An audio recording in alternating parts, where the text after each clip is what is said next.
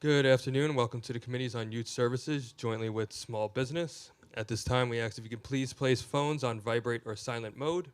Thank you for your cooperation. Chairs, we are ready to begin.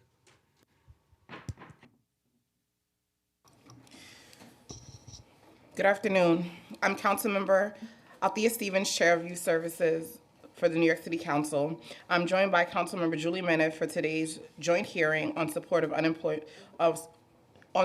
for unemployed youth. In addition to the oversight topic, we will be hearing Intro 686, sponsored by Councilmember Menet and co-prime by myself, which will require the Department of Small Business Services to work with the Department of Youth and Community Development, DYCD, to coordinate a dedicated summer youth employment program. I would now like to acknowledge my colleagues, Councilmember Riley, Councilmember Vasquez, and Councilmember Julie Menet. More than 2 years after the height of the COVID pandemic, young people in New York City are still facing double-digit unemployment rates. A December 2022 report from the State Controller's Office found that New Yorkers aged 16 to 24 have fallen on unemployment rates of 17.9% compared to the 9.3% for the rest of New York State and 8.3% nationally. The report found that the private sector industry, including the hospitality, leisure, and retail, which are traditionally pipelined into the workforce for young people, were devastated by the pandemic and left young people with few options to re-enter the workforce. Moreover, prior to the pandemic, the Disconnected Youth Task Force estimated that 325,000 New Yorkers ages 16 to 24 were at risk of becoming out of school and out of work. Even though they were in the workforce, many were still at risk because they were working unstable part-time job or low-wage jobs. It is clear from the statistics that we need to restructure and reimagine workforce opportunities for young people.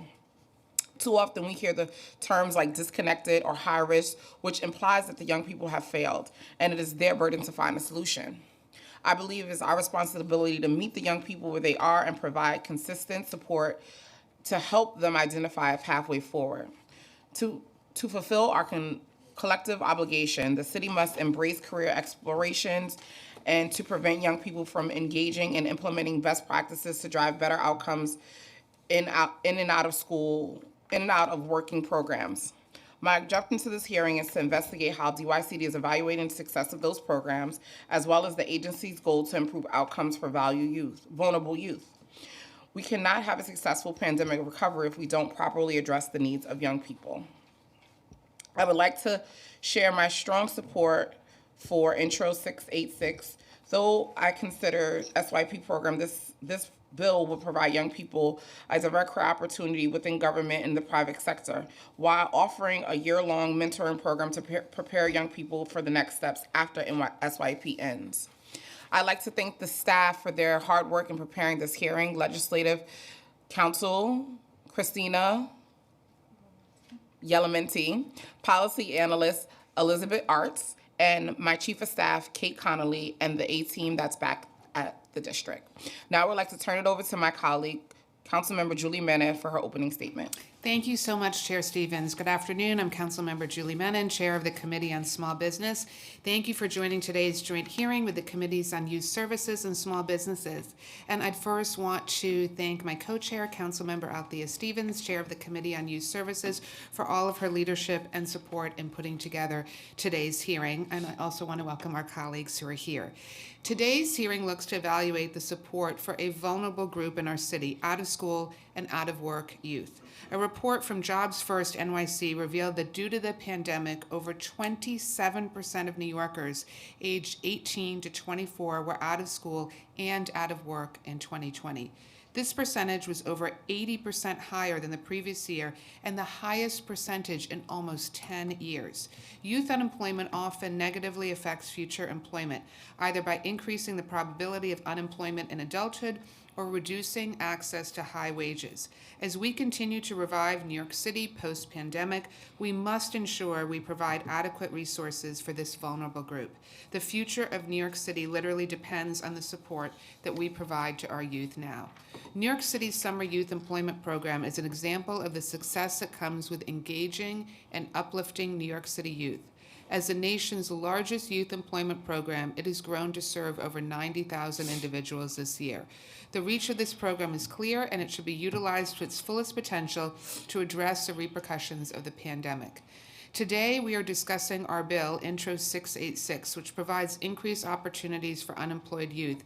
This bill really came out of conversations that Councilmember Stevens and I had talking about what we could do to help create more employment opportunities, how we could utilize other city agencies, and how we could utilize the private sector, all of the small businesses, particularly small businesses like the hospitality industry that are facing labor shortages.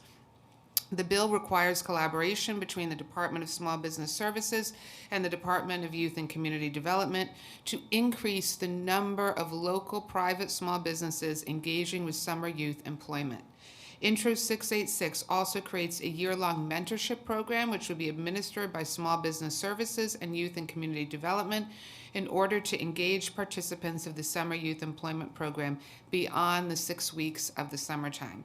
Finally, our bill will require a report from the Department of Youth and Community Development and Small Business Services detailing the positions created under the Summer Youth Employment Program, as well as recommendations to improve the program going forward.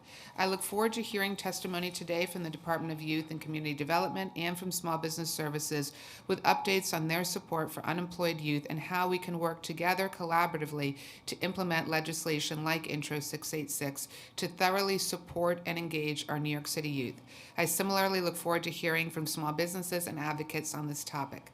Finally, I want to thank Elizabeth Arts, Christina Yelamati, and Rebecca Barilla from Central Staff for their work putting together this hearing, as well as my Chief of Staff, Jonathan Shutt, and Legislative Director Brandon Jordan for their assistance. And now I'm going to turn it back over to Chair Stevens. Thank you.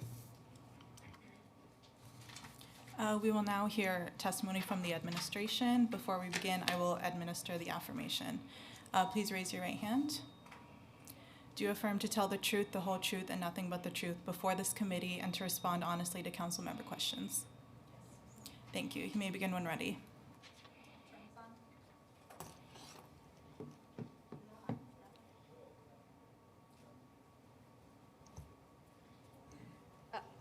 There we go. Okay.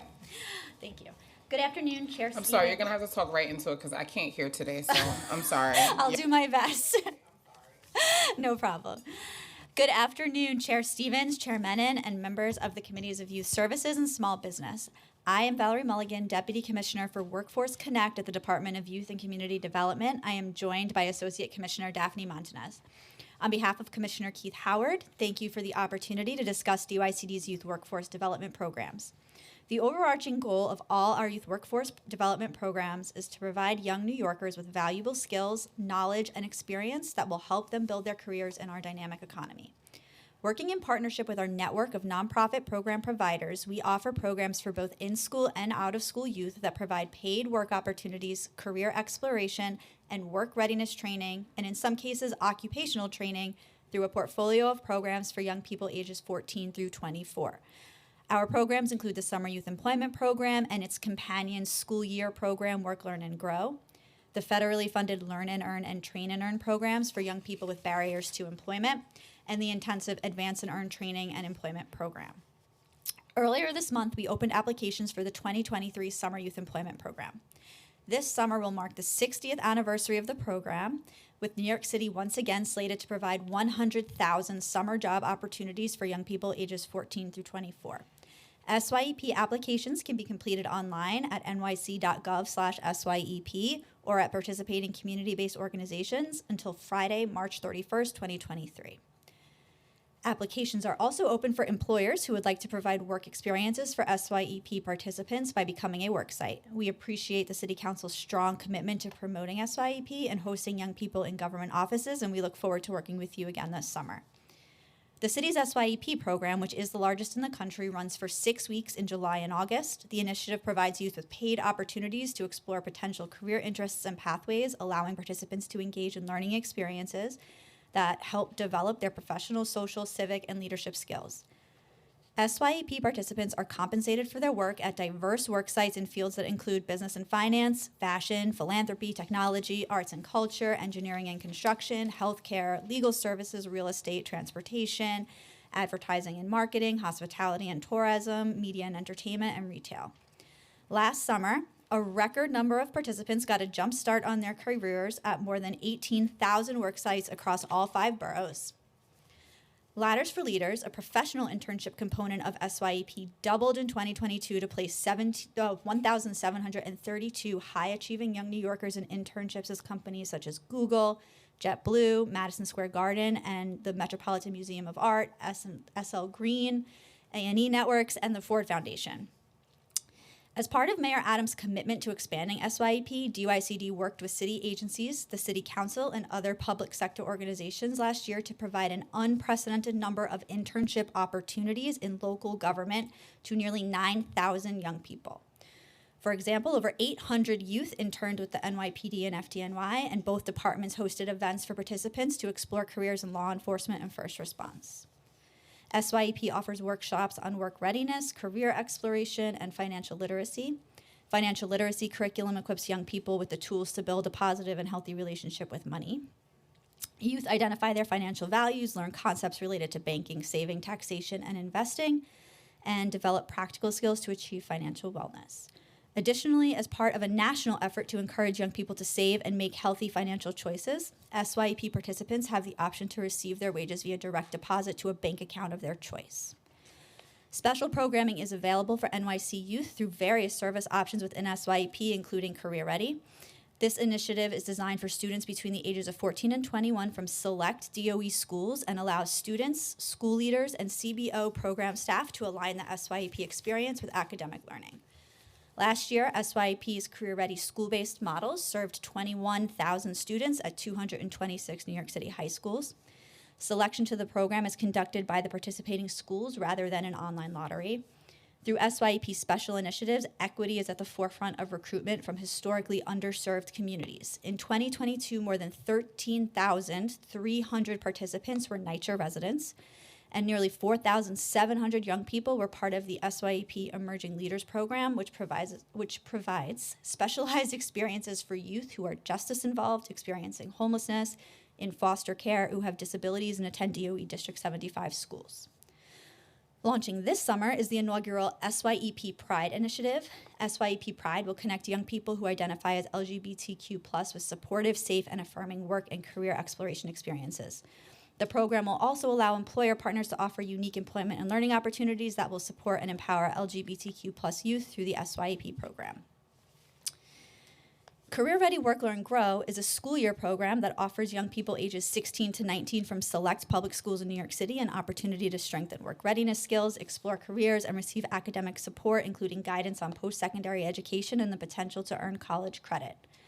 The program offers college readiness skills to make a smooth transition from high school to college and beyond, skill-building activities including assistance with resumes, cover letters, interviews, and workplace etiquette, a paid internship opportunity, and access to CUNY College Now courses. It is open to participants in the previous summer's SYEP cohort who attend partner schools. This past year, Work, Learn, Grow also worked with SYEP Special Initiatives providers to serve over 900 youth who experienced barriers to employment or who reside in NYCHA developments. We thank Council for your strong advocacy and partnership in the establishment and growth of this program. Learn and Earn, formerly known as the In-School Youth Program, is a career exploration and academic support program for high school juniors and seniors. The program provides participants with academic support, college application assistance, work readiness training, service learning, and leadership activities, as well as a paid 6-week summer internship. We have implemented 250 paid hours of school year internship and college readiness services at $15 an hour for all participants. This will allow participants to grow work readiness skills, gain CUNY credit, and earn money, and further align DYCD's workforce development programs for in-school youth. Train and Earn, formerly the Out of School Youth Program, is a career pathway program that provides comprehensive job training and employment services, along with support services needed by participants to find a permanent job, obtain your high school equivalency if applicable, and access post-secondary education and training. Train and Earn is for youth and young adults aged 16 to 24 who are not working and not in school and meet certain other eligibility requirements. Training is provided in sectors including healthcare, IT, construction and logistics, and food service, and leads to participants receiving industry-recognized credentials. Advance and Earn is our newest training and employment program for youth between the ages of 16 and 24. Advance and Earn helps further young people's careers through comprehensive high school equivalency, test preparation, employer-recognized trainings, credentials, and certifications, and paid internships. Advance and Earn has exposed participants to the fields of masonry and landscaping, culinary arts, digital marketing, medical billing, and direct support professions, and guided through obtaining commercial driver's licenses and becoming certified nurses' aides. In February, our newest Advance and Earn program launched in the Bronx. Can I see yours? I'm missing a page. In February, our newest Advance and Earn program launched in the Bronx. The new program is located at Perscola's headquarters on East 138th Street, providing high school equivalency classes to prepare young people for the GED, as well as work readiness courses, internship opportunities, and advanced training for a variety of high-demand certifications in the medical field. We look forward to working with Common Point Queens and Perscola's to provide these exciting opportunities to youth who really need the help. Intro 686 on today's agenda relates to partnerships and worksites in SYEP. In 2022, SYEP placed participants in about 3,400 worksites in government agencies. We increased placements by 135% in mayoral agencies and offices. In order to expand placements in the private sector, First Deputy Mayor Wright challenged the city's Business Leadership Council to hire SYEP participants, and the Real Estate Board of New York called upon members to support the program. We connected with the Department of Small Business Services, which hosted interns in their offices and in Workforce One centers, and SBS provided important connections to their network of bid leaders, MWBE firms, and Workforce One partners. These and other public-private partnerships are integral to the program's growth. DUICD staff, the nonprofit SYEP providers, and the worksites in every sector are committed to creating meaningful work experiences. It is important that we maintain flexibility in order to meet the evolving needs of participants and employers.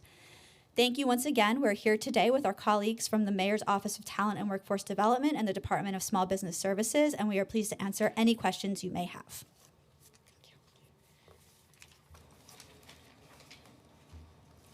Well, hello. Well, I would like to say I'm happy to hear that it's the 60th birthday of SYEP. How are we celebrating this? I mean, I guess it's not a real question, but a real question. Like, it's really great. I think we could do some fun and exciting things with that. So, happy birthday to SYEP. So, the 2020 Disconnected Youth Task Force report states that the biggest challenge with the city's current portfolio for re-engagement programs, particularly those that serve out of school and out of work adults, is a lack of adequate capacity compared to needs even prior to COVID-19 and substantial wave of job losses. Has DYCD seen an increase in applications to those programs for out of school and out of work youth since the start of the pandemic?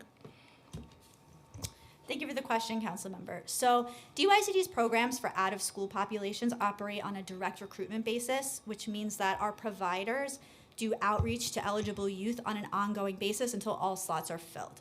So while we know that the data does show that there's a significant need for opportunities for these populations, we also have seen on the ground that it's extremely challenging to recruit, engage, and retain these young people. So right now we're focused on fully enrolling the slots that we do have, which is very challenging, and ensuring that the programs are successfully meeting the needs of youth that we're trying to reach. So no, we're not currently turning away any applicants to these programs based on the model and design of the programs.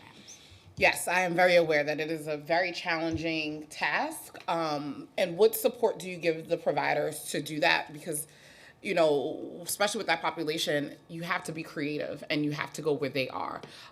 Because often, and because I worked in these programs, I often saw where a lot of programs would use it as a way to steer people from their other programs that might not be working and things like that, and not really having a recruitment effort. So how do you ensure that that is actually happening and taking place? And what services do you provide with them? Because like I said, I've seen that happen more often where it's like, oh, I have a transfer high school and that's not working out, so let's put them in this program. And they're not really going in to do recruitment. They're not like really out there and have like someone who specializes in reaching these young people where they're at, whether it's the corner, whether it's, you know, community center, wherever, like they should be going where they're at. And so how are you guys working around that? Yeah, Daphne, you want to take that one? So DYCD works very closely with our providers on. Can you? I'm sorry. Even with this one, I can't hear. Can you hear me? Sorry. So we work very closely with our providers. throughout the entire course of the program design, and that also includes supporting them through their recruitment efforts. And our providers do a variety of different methods on trying to retain and attract young people. That includes social media, email blasts, but also presentations to local organizations and agencies that are working directly with youth that are within the eligible population for our programs. DYCD also works very intentionally on building partnerships and identifying local organizations for our providers to expand their reach in terms of their recruitment efforts. Additionally, we work closely on program design alongside with our providers to ensure that they're developing attractive program offerings, also marketing, and I would say probably the most effective way that we do this work is really through youth voice. We take a lot of feedback from our participants, both that are in the program and those that have graduated from the program. We use that to inform program design, and we also engage our participants in doing peer-to-peer recruitment efforts as well. And many of our participants have gone on to do presentations and recruiting young people at various opportunities around their communities. We've even incentivized our providers to help us in our recruitment events because they are ultimately the best ambassadors for our programs. So it's a continuous process in working closely with our local city agency partners, our providers on the ground, and with our young people. And so even with, and I know you said the peer-to-peer, are the young people paid for that and paid for their services for that piece? And often that's usually the best route to go, right? Because if I'm not a young person who's involved, I'm not going to organizations. Like, that's part of the problem, right? So, you know, I think it's nice that you might be doing presentations there and those things, but often you're speaking to a group of people who are already engaged, because if they already showed up, those are the young people who are already engaged. And so, you know, really thinking about how are we being more creative to going to where those young people are. And sometimes it's not the nicest areas, right? Maybe they might have to recruit in the evening on the block and talk to the young people sitting on the bench. Like, those are the things that we need to see, because those are the kids that's never engaged. Because if we're going to organizations, they're often the young people who are already engaged. So just want to make sure we highlight that. So just my next question is, how many applicants did not receive placement for DYCD Advance and Earn and Learn training in 2022 and 2024? So because of the model of our programs, which are direct recruitment, we don't turn away youth. We stop recruiting once we have all of our slots filled. So how many slots do you have available, and are they all full? Great question. I will tell you in 1 second. So in our 2 out-of-school youth programs, which are Advance and Earn and Train and Earn, we have about 2,300 slots per year. Advance and Earn works in a cohort model, which means we do 2 cohorts of about 450 young people 2 times a year, right? So those programs do fill up. Train and Earn actively recruits throughout the year until they're full. So right now we're not totally full yet, but we're almost there. I don't have the number in front of me of how many slots we have available, but it is filling up and we're almost there. So even thinking about that, so has DYCD explored scaling up the program in the face of rising unemployment numbers for youth between the ages of 16 and 24? And what would the obstacle be for expansions? So we're, of course, always monitoring this population, and we are very aware of all the reports that are coming out with these high numbers, but we're trying to balance that with the reality that our providers are struggling to recruit and fill the slots that we even have. So we're trying to balance making sure the programs that we do have are really high quality, are really responsive to the needs of the young people that are in them, and that are attractive to young people and meeting them where they are. Right now, that's really our focus for our out-of-school youth programs. So if you're seeing that, like, maybe it's not matching the numbers that we have with the city and with the unemployment, so are you looking to shift and change programming? Because are you using this time to evaluate, like, what is happening? Because I think that that's going to be really important, because if we see these numbers rising and you're saying now that the program isn't full, there's a disconnect, and just want to talk about what does that look like and how are we going to make sure that these things start to come to a head in the middle somewhere? Yeah, so this is the work that we do every day, and that I could tell you my team around the office has these conversations every single day. So we are looking in a number of ways at how to, one, make these programs more appealing to our young people. One of the realities of the labor shortage and what happened over the pandemic is that short-term employment opportunities in retail and food services are offering way more than minimum wage. So a lot of times we see that our young people have to make a choice between enrolling in a long-term program like the ones that DYCD offer, or taking a short-term job that doesn't come with training and opportunities that we provide that will lead to a long-term career. So we're looking at how to make our programs as appealing to young people as possible, including considering what wages we pay through our programs, what types of trainings. We have an RFP that we're currently in the process of developing, date TBD, but for our WIOA-funded Train and Earn program, we're looking really closely at what sectors we offer through that program to make sure that they're, one, sectors that lead to really great careers at the end of the trainings, and two, sectors that our young people are interested in. So I don't know, Daphne, if you have anything you wanted to add to that. Yes, and in addition to the internship offerings that we do provide, DYCD has invested heavily in our employer engagement team, and they are also looking for additional employers in fast-growing industries to provide these opportunities to this population as well. And so with all because you've identified the problem and you're looking to work on it, when is it going to start to be implemented? We're always adjusting. One of my kind of key tenets for the team, and something we talk about, is that we want our programs to be nimble. They're big government programs, we want them to be nimble. So a lot of these things are things that we're trying to adjust on the fly as much as we can within the sort of confines of the program. One of the things you heard is we just added a new Advance and Earn program with Common Point in the Bronx, focused on healthcare, because that was a need. It's a community we wanted to make sure we were serving, and it's an area that young people are really interested in. At the same time, we also have sort of those formal processes that the city goes through to redesign programs. So we're in the process of designing a Train and Earn RFP right now. I don't have a timeline for you just yet on when that will be released, but happy to keep you posted as we start to work towards developing. I'm sure that. you'll let me know. I promise I will, council member. Just a question around that, because I know you said you guys are looking at like the sectors that to see where young people are interested in, things like that. How are you reaching the young people? Are they being evaluated, surveyed? How is their voice being heard in this process? And how are we getting to some of the sectors that you're going to be going after, whether it's with the new RFP or with the providers, and helping them get into some of these sectors? So I could start, Daphne. Or why don't you start? Go ahead. So it's really twofold. We are looking deeply at labor market information and analysis, and doing that deep research now about growing industries in New York City and where the demand is headed.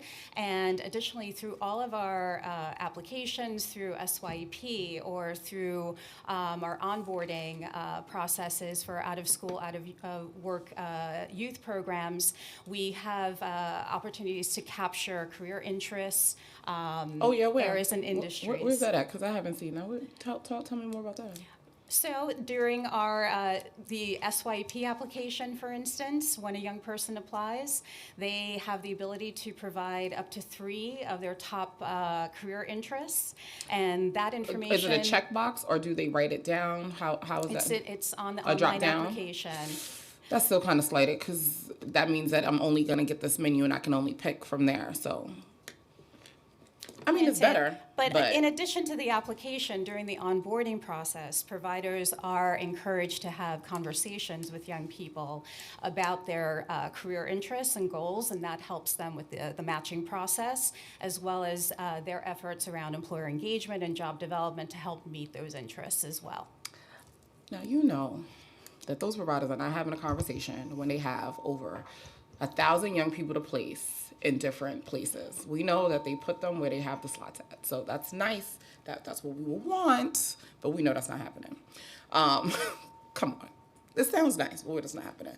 And I know you said that you're using like data and all that stuff. How does that work, especially when a lot of times young people don't know what they don't know? So if I don't know about an industry, I don't know a job, I'm not interested in because I don't know it. So how are we really connecting the dots for young people to have them know and get experience from these different places if they don't know about it?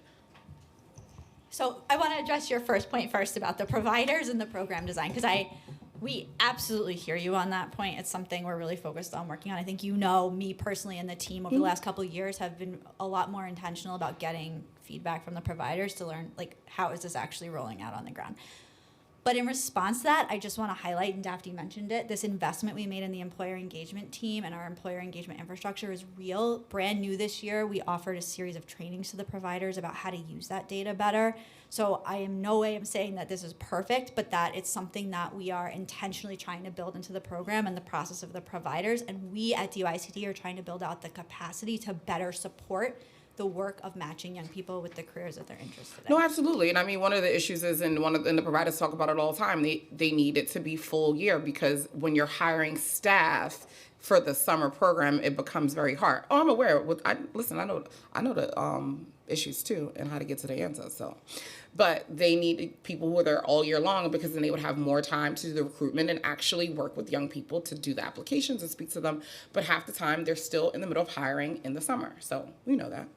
So it was no shade at y'all. It's just where we are. I just feel like it's important to say, because I agree with you here that it's one of the biggest challenges with SYP, especially as we scale.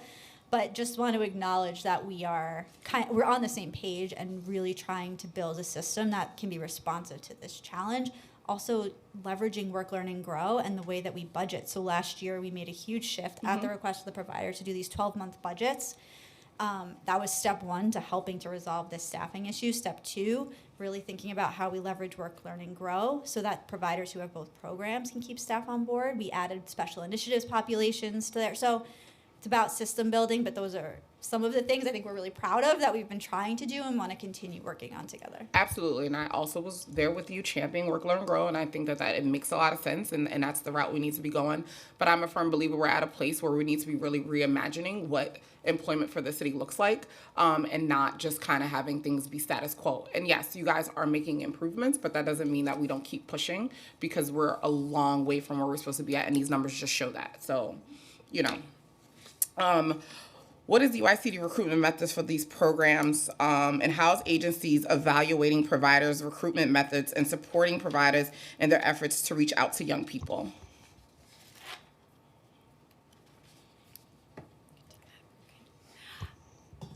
So I'm sorry, the question was regarding recruitment? Yeah, and how are you evaluating? So remember we were talking about the out of school, out of young people time. We know it's hard. So how do you evaluate how providers are recruiting these young people, and what does that look like? And let's say they're not doing a good job. What does that look like?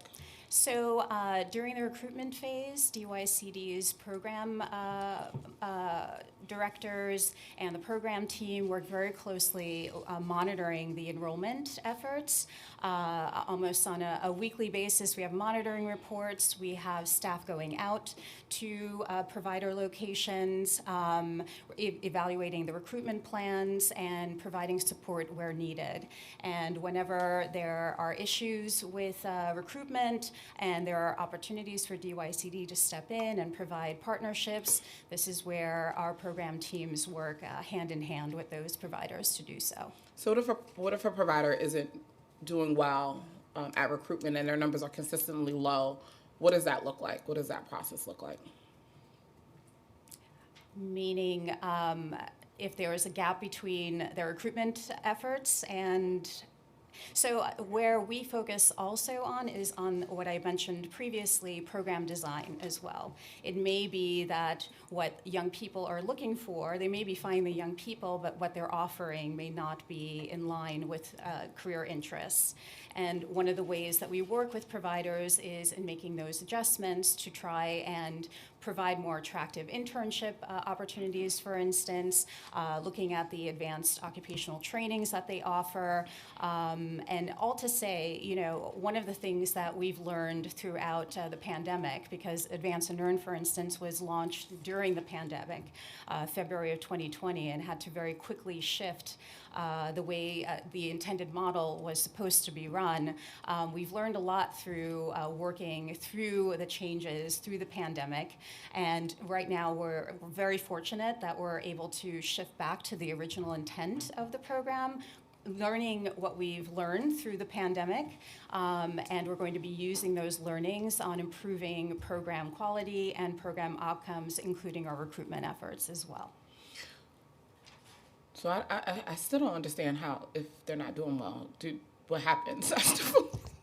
I think you told me a whole bunch of methods that they might do. Like, so do they lose the contract? Like, how many chances do they get? Like, I'm sorry, just Yeah, I'll chime in here because I think, it depends, and it's a case by case basis. So we look at why the provider is struggling, right? So a lot of cases, it's what Daphne mentioned: program design, what they're offering.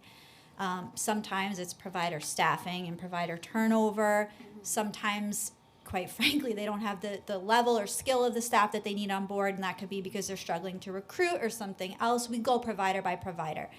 And so depending on what the situation is, we meet with the provider regularly. We talk to them about what their challenges are, and then we would come up with a plan there. If there's mismanagement or something that they're doing that's not in line with their contract, UICD has processes in place. We issue corrective action plans. So if we feel that's necessary, we'll go through that process. If it's more of something that's not, that's a programmatic design issue, we'll work with them to share best practices. A lot of times we do the work of connecting them But to how other long is that? providers. Because I just feel like this is a really long time, and like we have high numbers, and so if that sounds like it's like a whole 2-3 years at this point, like we're giving people. So how It long? depends.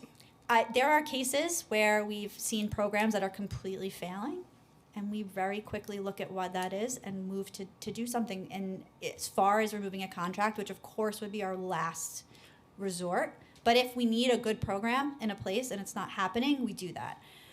More often, we look to issue corrective action plans, and we do that pretty quickly. We evaluate the providers every year, sometimes several times a year. But more importantly to me than just that regular oversight is the fact that we have a team of program managers who are working day to day with the providers to troubleshoot issues before they get to that point. Well, that's interesting because if we're still trying to get slots filled, then I think that we need to be looking at like, is this a good fit for the provider, right? Like sometimes a provider could be really good-hearted and goodwill, but it might not be a good fit, and that's I think what I'm trying to get at, because often we give providers a lot of chances just because they're good providers. That doesn't mean they're good at everything, and so for me, it's like, how do we like evaluate that and say let's shift because we can actually get it to some folks who are actually doing a better job at it, and how do we make sure that we're doing those things? And so the same way I come at you guys, I'm going to come at the providers too. They don't always do their thing. So how do we make sure we're adjusting for that? How long do providers track or keep in touch with the, young people after the conclusion of the program? Does the program have an alumni network? So every program is designed a little bit differently. Our out-of-school youth programs all include different levels of follow-up. I don't know, Daphne, if you know off the top of your head what they are. Yes, for Advance and Earn, it's 3 months of follow-up, and for our Train and Earn programs, it's up to a year of follow-up. Train and Earn is the program that's not the out of school, out of work young people, right? So that's It 2 is. years. Okay. Yes. All right. And what does that follow-up look like? Is it just a call? Is it an email? Like, what does that look like? It's continual case management, follow-up. The goal is to ensure that young people have stability throughout their placement. The outcomes that we're looking for these young people are a placement either in unsubsidized jobs, post-secondary education, for instance, and we want to ensure that young people have the supports that they need to retain their jobs, as well as to ensure that they have the stability that they need and supportive services that they need. And to so do that. what does that look like and consist of, right? Like I've finished a program, I'm following up for 2 years. And realistically, especially with thinking about even the price point for the budget, what does that really look like and consist of? Like, is it a case manager assigned to them? They're checking in via phone call, email, they're coming in. What does that really look like? Because I think, I know what it looks like. Often they just make a call and then they check it and say that they reached out, because that's all they can do, because that's the capacity. So is it realistic that we're saying that it's a 2-year time period, and how do we ensure that providers are actually really working and giving them the tools? Because if you have a young person who has been disconnected and they work with them for like, how long is the program? 1 year Yeah, of 1 year. program and a year of follow-up. And so we have a 2-year time period. And so I've been disconnected for a number of years. I haven't been in school. I haven't really been in any programs. And then I'm here for this program. And then I'm like, peace. And then I get a call next year to be like, hey, just checking in to see you're okay. So how is this really connecting and getting it to the heart of it? Because sometimes they just still need a little bit more service. So, you're right. Some of our providers may rely solely on, infrequent communications, but that isn't the best practice that we try to ensure that our providers are giving in terms of long-term follow-up services to our young people. We follow case notes. We look at instances where there have been connections between young people and additional supportive services that they need throughout that follow-up year. But you're absolutely right that the follow-up service piece is very important to ensure the long-term stability. It's not just you've completed the program and off you go. The goal and the tenet for us in all of our out-of-school, out-of-work youth programs is that young people are on a track for long-term career pathways as well as stability in their lives.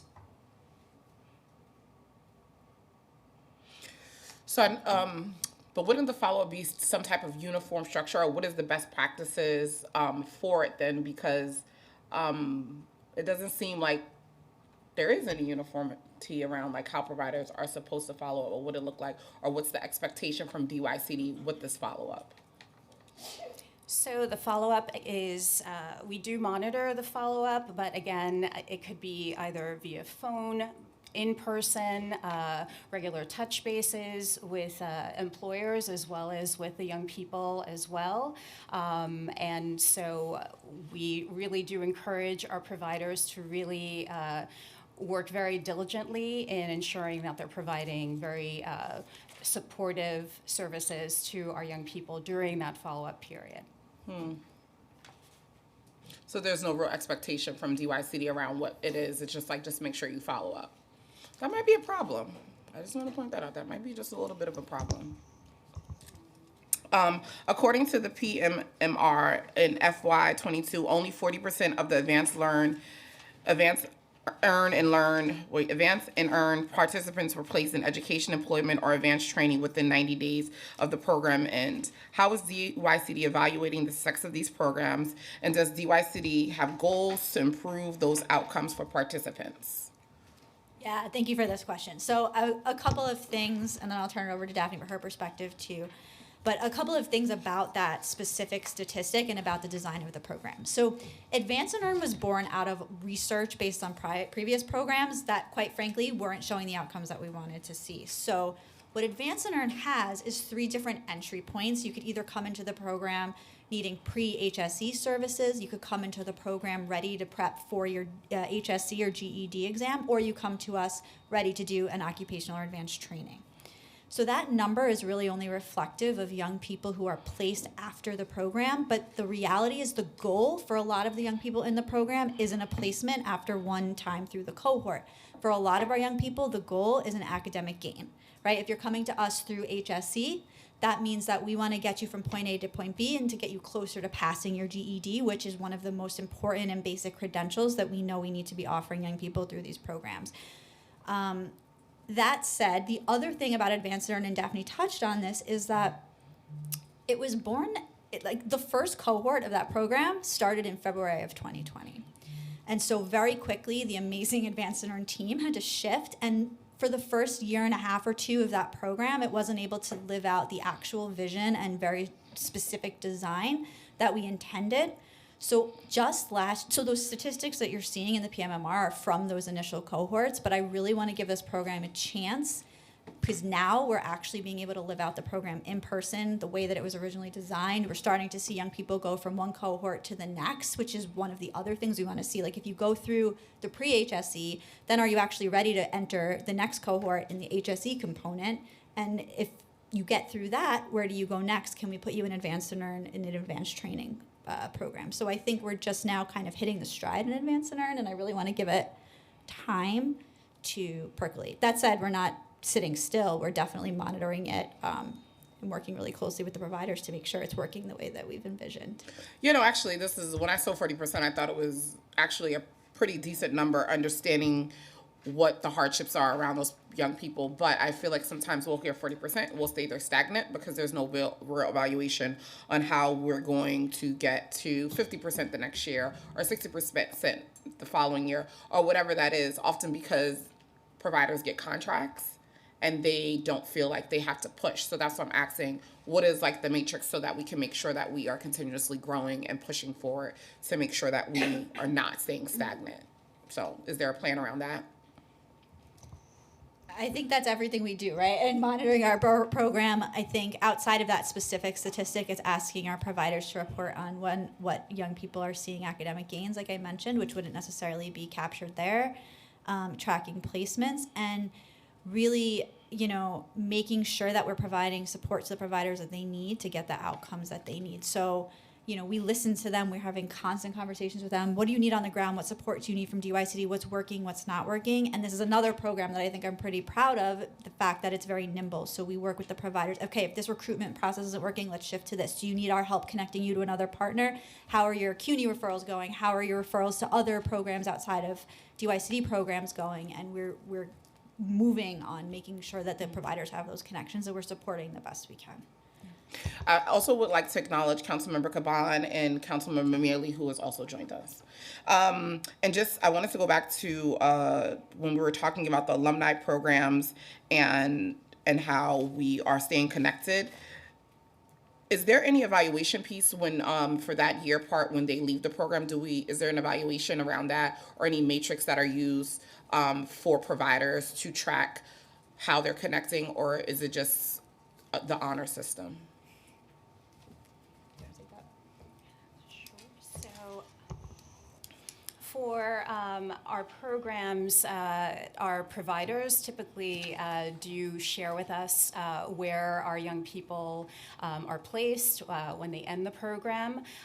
Many of them have developed very close relationships with these young people over the course of the years. Even before starting in those programs, many of them have been engaged in other programming as part of their organization's programs. And so they stay in touch with them. I will say for our Ladders for Leaders program, for instance, we do have a pretty large alumni network now. Close to 10,000 young people are graduates of the program. We have a LinkedIn group, and we stay in constant contact with them, sharing opportunities. And now many of those graduates are now working in companies and are now able to provide employment opportunities for upcoming SYEP and Ladders participants as well. So those are some of the alumni networks that we've developed. So it's not required.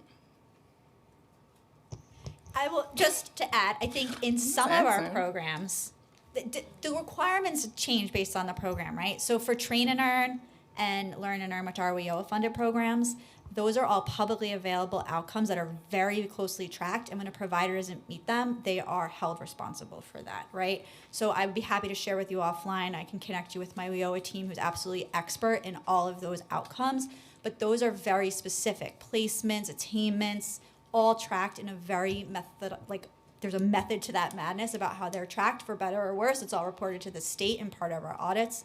And we use some of those outcomes that we believe are meaningful in all of our programs. So there are contract standards that we are always going to hold our providers to for these programs. It's not all, support. It's a combination, right? Because we also don't want to hold providers responsible for things that are outside of their control. So we want to be responsive. We want to be thoughtful about it. But at the end of the day, we're looking provider by provider, and if there is a case where either you're not meeting your recruitment goals, you're not meeting your outcome goals, we see that in the data, and we're having a conversation with you, and depending on how bad it is, we're coming up with a plan to fix it. No, I hear you, but it didn't seem like, especially with that year out piece, it doesn't seem like there's any real system in place to actually track them after that 1 year of service, and having, just to say we're doing a call or whatever just doesn't seem a lot. So that would be a place I would think that we should be looking at to say, like, okay, is this really working? Because yes, we could have got them a job in that 1 year, but 6 months later, maybe they don't, and they didn't call them at that time, or they called them right before an issue happened, and so now they didn't speak to them again. So I think that it's just a place that we need to put a spotlight on and say, like, hey, we should probably acknowledge this and think about how do we address it. And so what are some of the obstacles that hinder young people from identifying their next steps within 90 days of the conclusion of their programs? So that's a really complicated question. And I think, there's a lot we can say about the answer to that. I think One is what I already raised, the fact that there are just right now with the labor market a lot of short-term opportunities that our young people have to make choices. If there's a job right down the street from me and I need cash right now and it's fast and it's paying more than minimum wage, I'm going to sign up for that and forgo maybe a longer-term program. So that's one. I don't know, Daphne, if you have any other thoughts as he said. Yeah, I would say since the pandemic, we have seen not only the numbers grow, but also this population is definitely harder to reach with many more barriers. We know our young people, particularly around the areas of mental health, that's a very important area that we need to address. Also, other supportive services are needed, such as housing insecurity, food insecurity. So, you know, our young people are faced with very difficult choices, and to Val's point, given the current labor market, these hard choices to help support families in the more immediate term might play against the opportunity to engage in a longer-term program. However, we know, and the research shows, that young people in these in these populations really are best served when they are engaged in longer-term engagements that are tied with a long-term credential that lead to more sustainable jobs in the future. So I have a number of questions, but I'm going to make some space for Councilmember Mena and some of my colleagues, and then I'll come back because I still have a number of questions. But I'm going to ask one more question before I turn it over to Councilmember Menon. So I see that so other than summer youth, what other programs or internships do we have for young people to earn money between the ages of 14 and 16? Because there's a huge gap. And I see that we have a number of programs for 16 to 24, but 14 to 16 does not seem to have, other than summer youth. And you know I have a problem with the 14 to 15 because we giving out stipends and it's like $700 and we setting it up for failure. So what are the programs that we have for the young people in that age range to earn money? So under DYCD's purview, and I don't want to misspeak, but let me say this, under my purview, SYP is the only program that we run that serves 14 and 15-year-olds, but there's so much more that the city is doing outside of what we have control over at DYCD. We partner really closely with DOE, who's doing a tremendous amount of work in this space. What they doing? I don't want to speak for them, and I Please can't. don't, But because they're not. But they're trying, and the intention is for there to be a lot more investment in that age group in the DOE, but not my purview. Why but did you open up that door? I am so sorry. I should Close it take it back. back. But I can speak for what DYC does. We also, we work really closely with our youth services team to make sure that transitions between like middle school programs and SYEP are going well, and we're going to try to make that better this year. So one thing that we're building out in partnership with them is a career exploration curriculum in Summer Rising for middle school kids, so that that there's career exploration happening the whole way along, and that it adds to the SYEP experience. So by the time you get your 14 and 15-year-old coming to SYEP, it's not the first time you've experienced a career exploration program. So, yeah, and they hate the project-based stuff that they're doing in summer. If they hate it, and I hate it too. I think it's terrible. We got to figure this out. So I'm gonna keep ringing that alarm until we change it because it's terrible. All right, well, Councilmember Mena, I'll be back. Don't worry, I'm not done. Thank you so much. I first of all want to build on a couple points that Councilmember Stevens raised. So I share her concern that we have vacancies in some of these programs, and I really want to drill down on the public outreach campaign that DYCD is doing. How much are you spending on public outreach to try to fill the programs? So unfortunately, our budget team's not here. I can't have them speak to that. But what I can speak to is the fact that DYC is heavily, with the new administration coming on, the new commissioner, we've hired a new communications lead who's leading a whole DYCD communication strategy. And I've already seen off the ground that has led to a lot more social media advertising. We're doing an SYP campaign right now, so you may or may not start to see SYP advertisements for all of these programs. And I also can't speak, but the providers are doing that marketing on the ground themselves as well. Okay, I think it's really important that we get that information, and it's also critical that you're out. You talked about social media. Is the agency doing ads on Instagram? Are you using TikTok? Are you using Snapchat? That's a way to reach young people. So if the agency is not really doing a robust social media campaign, I'd love to agency details about the amount of money and, the exact kinds of social media platforms the agency, both DYCD and SBS, are utilizing. So if you don't have that, we need you to please get back to our two committees with specifics. Absolutely. The other question I have relating to Councilmember Stevens' line of questioning is, speaking about these providers that are not meeting their goals, you mentioned corrective action plan. How many different organizations have been put in a corrective action plan for not meeting their goals? I'll have to get back to you on that, but we can share information. Okay, that's really critical that you have this, and I just have to say, this should be like top of line information that the agency has at a hearing like this. We're talking about how these programs work or don't work, and for organizations that don't meet their goals, this should be basic information that you should have. So for sure, my team is every single day looking at the performance of our providers. We oversee over 75 contracts that go in and out of cap status based on how they're performing. So I can get you for sure those numbers. I just don't have them in front of me right now. Okay, I'm going to move on. So in terms of our bill, Intro 686, it's not just to guarantee young people receive a paycheck, but also, of course, to ensure that they have can explore stable career paths in governments and the private sector. I read the testimony that you gave today. Thank you for that. What is the administration's position on the bill? If you could just clarify that would be incredibly helpful.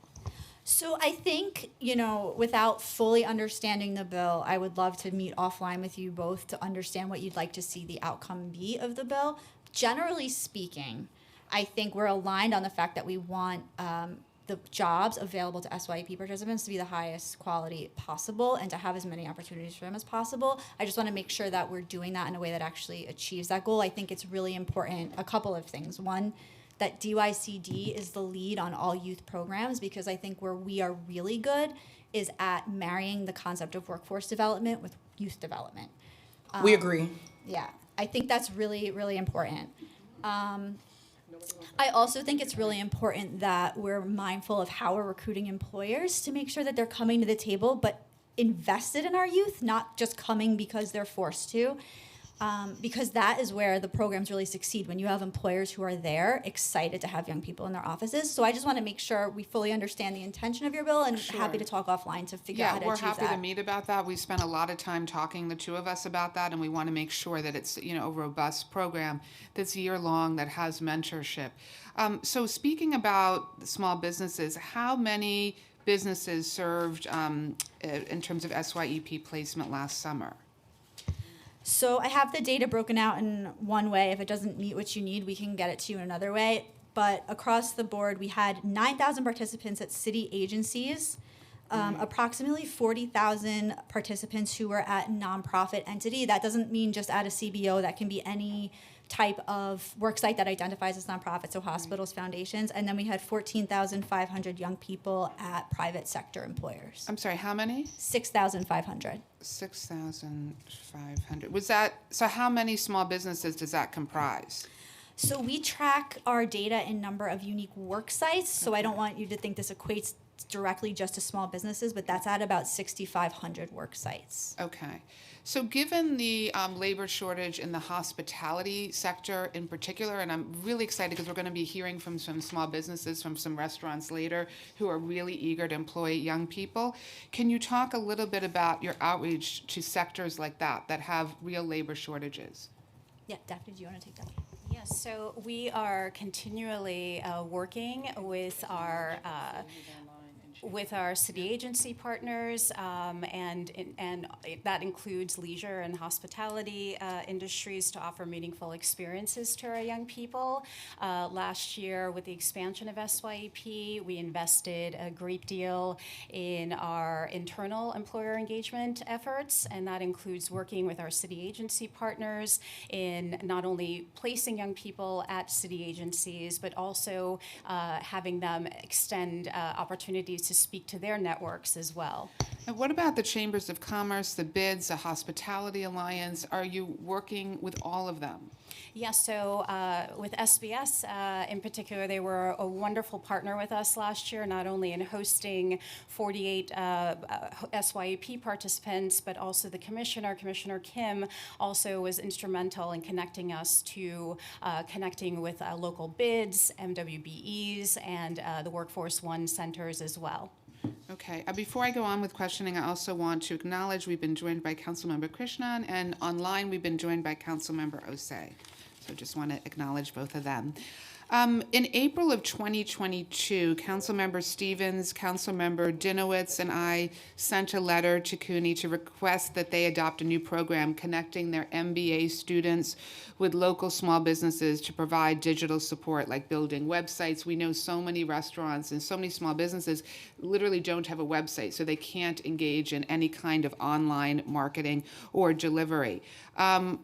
I understand that SBS has a web development fellowship for out-of-school, out-of-work individuals over 18 years of age in the Tech to Talent pipeline.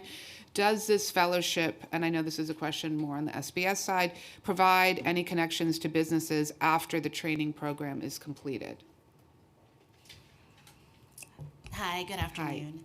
So absolutely, the new Web Development Fellowship, now built, we built it with a bridge curriculum, supports both job connection with our NYC tech employers upon completion of the training itself. We do. So that's a continuing program? Okay. And Workforce One, can you talk a little bit about what type of programs that you're running for young people? What are the data metrics? How, and what type of vacancies you have to the points that have been raised earlier? Yeah, so I can start off with, so we have 18 centers all across New York City, and we serve individuals that are 18 plus years of age or older. Within the system itself, we've served about 25,000 people in 2022. We've referred 16,000 of those individuals to job opportunities. We've had 651 individuals within training, again within the age bracket of 18 to 24. And we have a little bit over 4,000 individuals that have been connected to employment opportunities that we were able to record. So that's really all across our system. With that said, we also have our West Farm Center that is really customized to serving individuals that are out of school, out of work youth. It's a co-located program with D79, so individuals there can achieve their GED, and in the course of that, also be connected to our workforce opportunities, so they receive supportive services.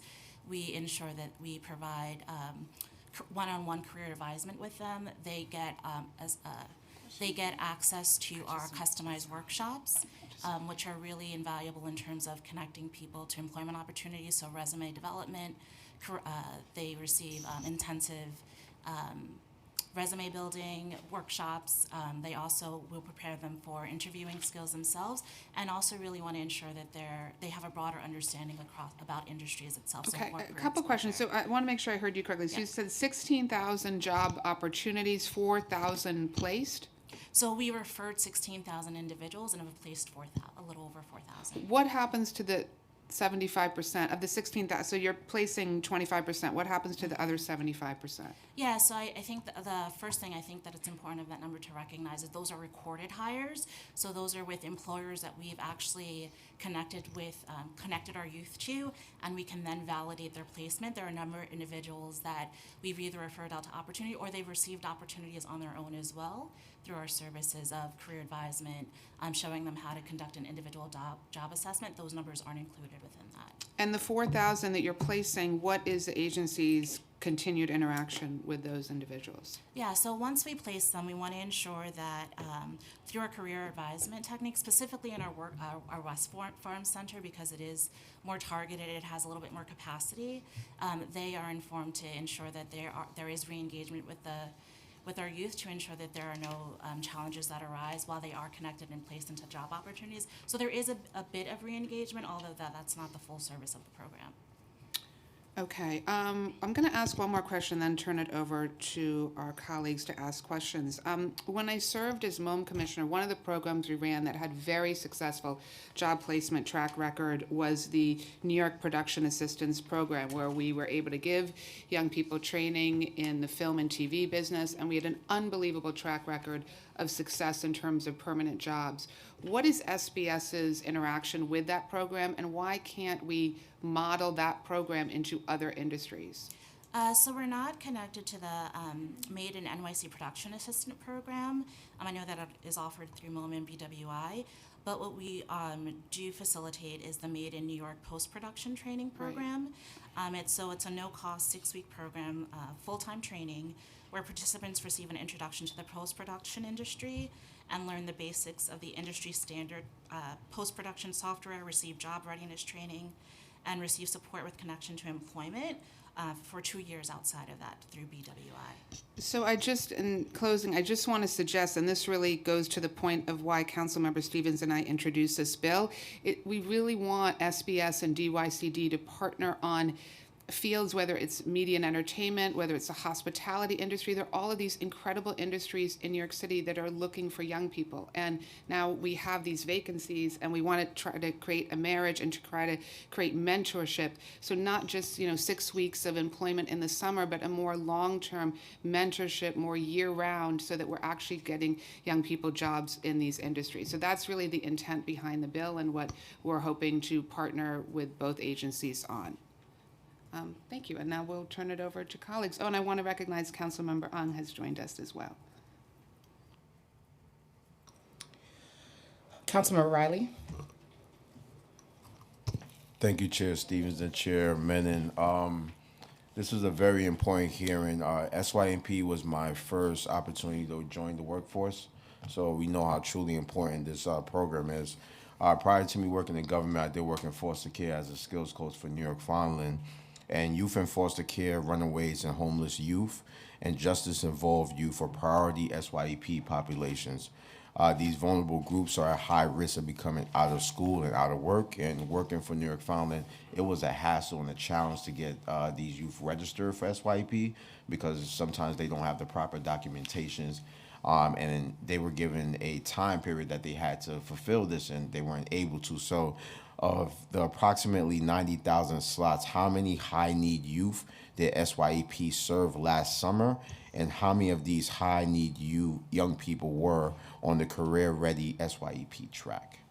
Sure, thank you for the question. And also just love to hear a story about someone else who got their start with SYEP. We're collecting stories right now as part of the 60th anniversary celebration. You know I got stories. So, Council, I'm going to be sending you all, hopefully, Andrew, we could do that, the link to submit a story, but for sure want to make sure we're capturing yours. Just make sure you send it to me so I can then harass them. On it.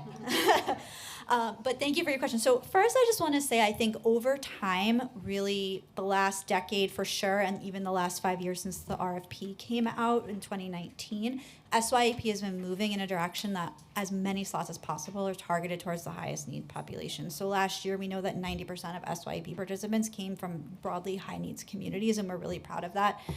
But as you mentioned, we have set aside slots. So this year, we're going to be serving 21,000 slots in 225 career-ready schools through that part of the program.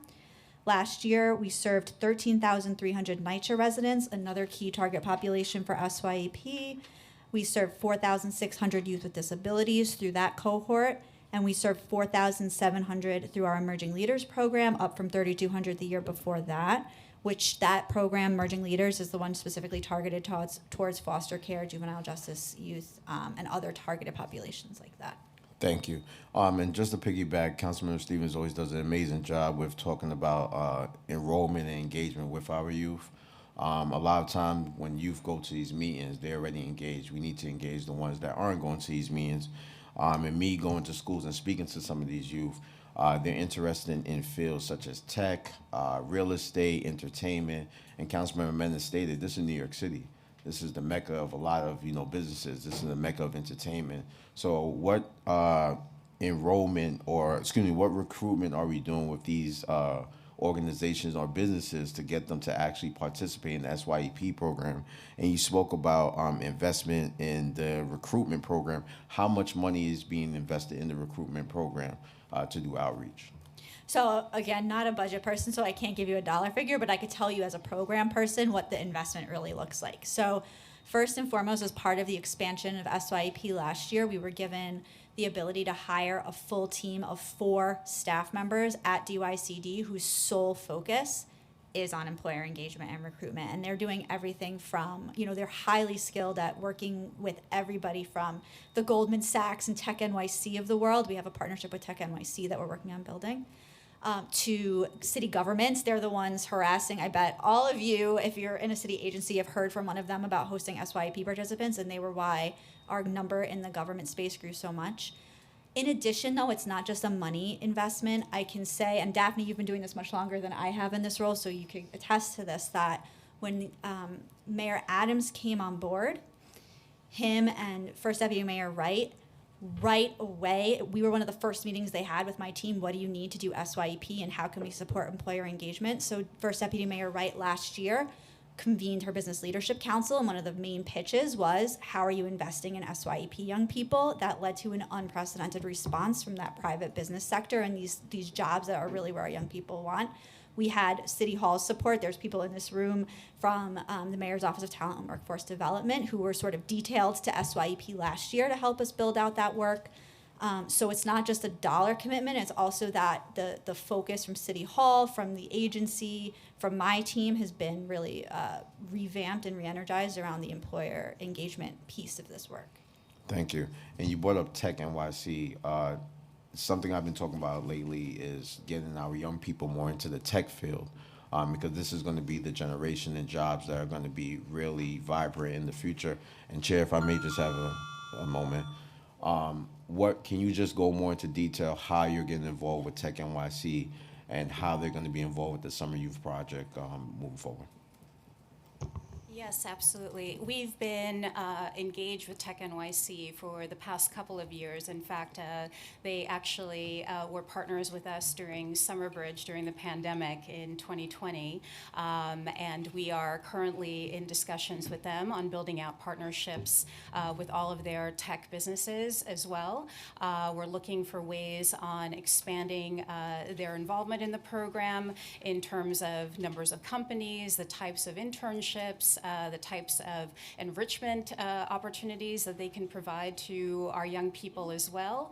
And in terms of how we expose young people to the tech field, one of the things that we do through our Hats and Ladders work curriculum platform is we offer to older students the opportunity to hone their skills around various disciplines. And one of them is through information technology and green data science as well. So along with their work experience, they have the opportunity to also hone some of their skills when it comes to those industries so that they're better prepared when they're actually out on the job market and making their resumes even more attractive to that industry. And as Valerie stated, our employer engagement team has done a number of convenings last year. We already have the calendar full for this year in terms of really building on the momentum of last summer and galvanizing the business community to come forward and continue to support SYEP and our young people, and definitely using the birthday of the 60th anniversary as a way to really galvanize the whole city, whether you're a young person or someone who's able to provide an opportunity to a young person this summer. There's a way for you to get involved. Thank you. And just 2 more questions, Chair. I hope we could get in a space where we're providing a lot more tech jobs for our young people. I think that will increase engagement because, thinking about our children, my daughters are very young and they're engaged with their iPads and just technology and just doing different things. So I think if we go into that space, we are encourage more young people to be involved with the program. When I was 14, I rushed to go into the workforce. So it's kind of mind-boggling to me that a lot of young people aren't, registering or getting their permits. Are you guys working with the DOE to ensure, like, is there more of an aggressive approach with getting young people to get their workers permits and to get into the work field? And my last question is, you spoke about your financial literacy training program. Could you just describe how that program looks? Sure. So I'll start with your last question on the financial literacy training. So last year, the mayor made a real push to ensure that every young person who goes through SYEP also receives financial literacy training. And that's a component of our Hats and Ladders curriculum that all young people must complete before they start the summer. And that looks at everything from savings, investments, budgeting, to thinking about student loans, reading your W-2 form, taxes, etc. And it was actually a very popular component of the Hats and Ladders curriculum, and we're looking forward to continuing to grow the content on that. Through our Career Ready model that this year we're going to be serving 21,000 young people, that opportunity allows our schools and our providers to work to support students throughout the process, the enrollment process, into SYEP. And it is during those partnerships and the recruitment and enrollment phase that we will be working closely with our school partners to ensure that our students have everything that they need in order to enroll into the program, and that includes working papers. The question about the DOE working with them? I'm not sure I understand. So, the question. so what I was saying is, I visited a school last week, and this is why I'm asking the question. A lot of the kids didn't even have their working permits, and they were like 16, 17. And I stated when I was growing up, as soon as I turned 14, I ran to get my working permit. So what is DYCD doing with working with the DOE to ensuring that these students are at least getting their working permits, so they're at least going in the right path to start their careers? Absolutely. So our providers that are working in our Career Ready schools are working closely with our school partners to ensure that young people understand the enrollment requirements, which include the working papers How many as well. career ready schools do you guys have? So we have 226 this year. Okay. And 21,000 young people will be engaged in that opportunity. So that means that 21,000 young people automatically, through that option, will be working with their providers on getting the necessary working papers. And that also doesn't count towards all of the other students who apply through our community-based option. So it is a tenant, a process of really helping young people understand what they need in order to be prepared for work as part of their work readiness process. Thank you, Chairs. Thank you. Do anybody else have questions? All right. I have questions, so I'm back.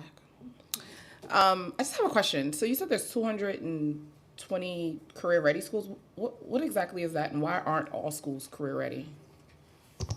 Sure. So the Career Ready SYEP model was built to really intentionally marry what happens in a DOE school with SYEP. It's one of the main ways we try to make it more cohesive. And so that's the program where the provider is in a school and contracted by DYCD to recruit a specific number of young people directly from that school. They go around the lottery. The schools were selected based on criteria that includes economic needs index, post-secondary enrollment rates, and DOE was a partner in selecting those schools. So the idea was that those programs would be in the highest need schools that really need the highest level of support, which is why right now we're in 226 of them.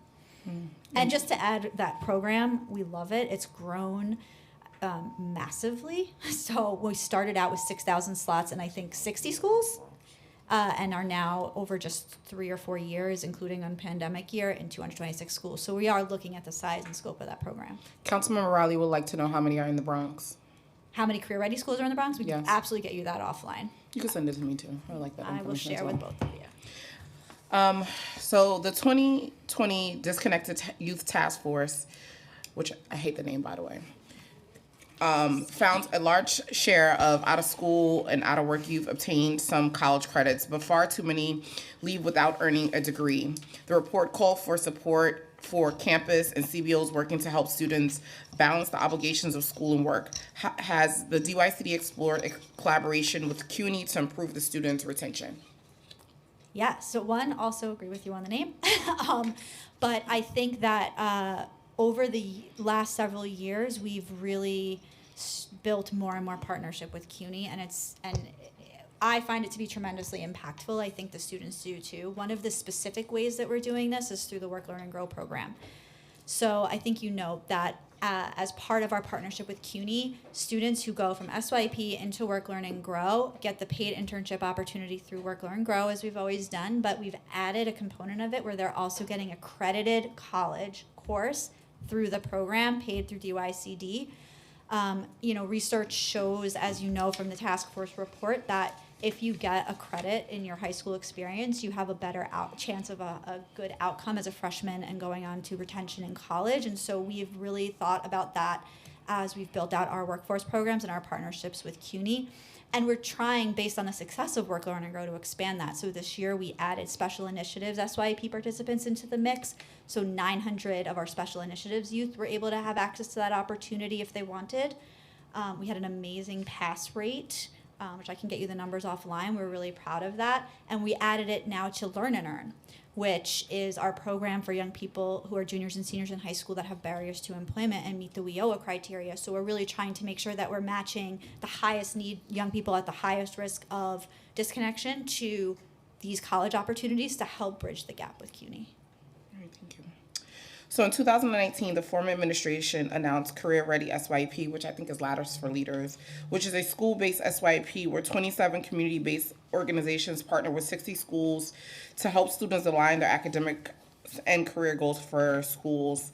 And I know specifically for Ladder for Leaders, when I was doing my tour this summer, a lot of the feedback from providers where they feel like that program is very segregated, it's not as diverse as it should be, and they feel like it literally creams the kids out, which I think is a problem. So how many students will be served under these programs in SYP this summer?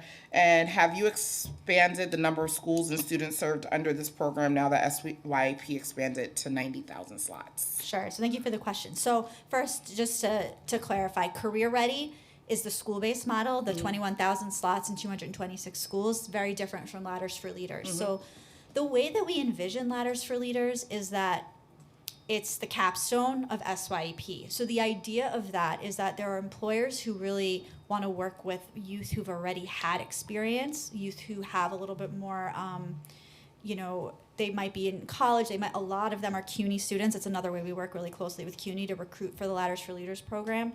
And those jobs are really envisioned as, if you think about SYP as a spectrum of services, right? And we're trying to expand that to middle school this year. We want a young person to have career exploration all the way through, with Ladders being their capstone experience. So I've definitely heard that feedback about creaming, but I think the way we envision it is not so much that, it's more that it's the capstone experience for young people who want to get that really professional internship at the end of the day.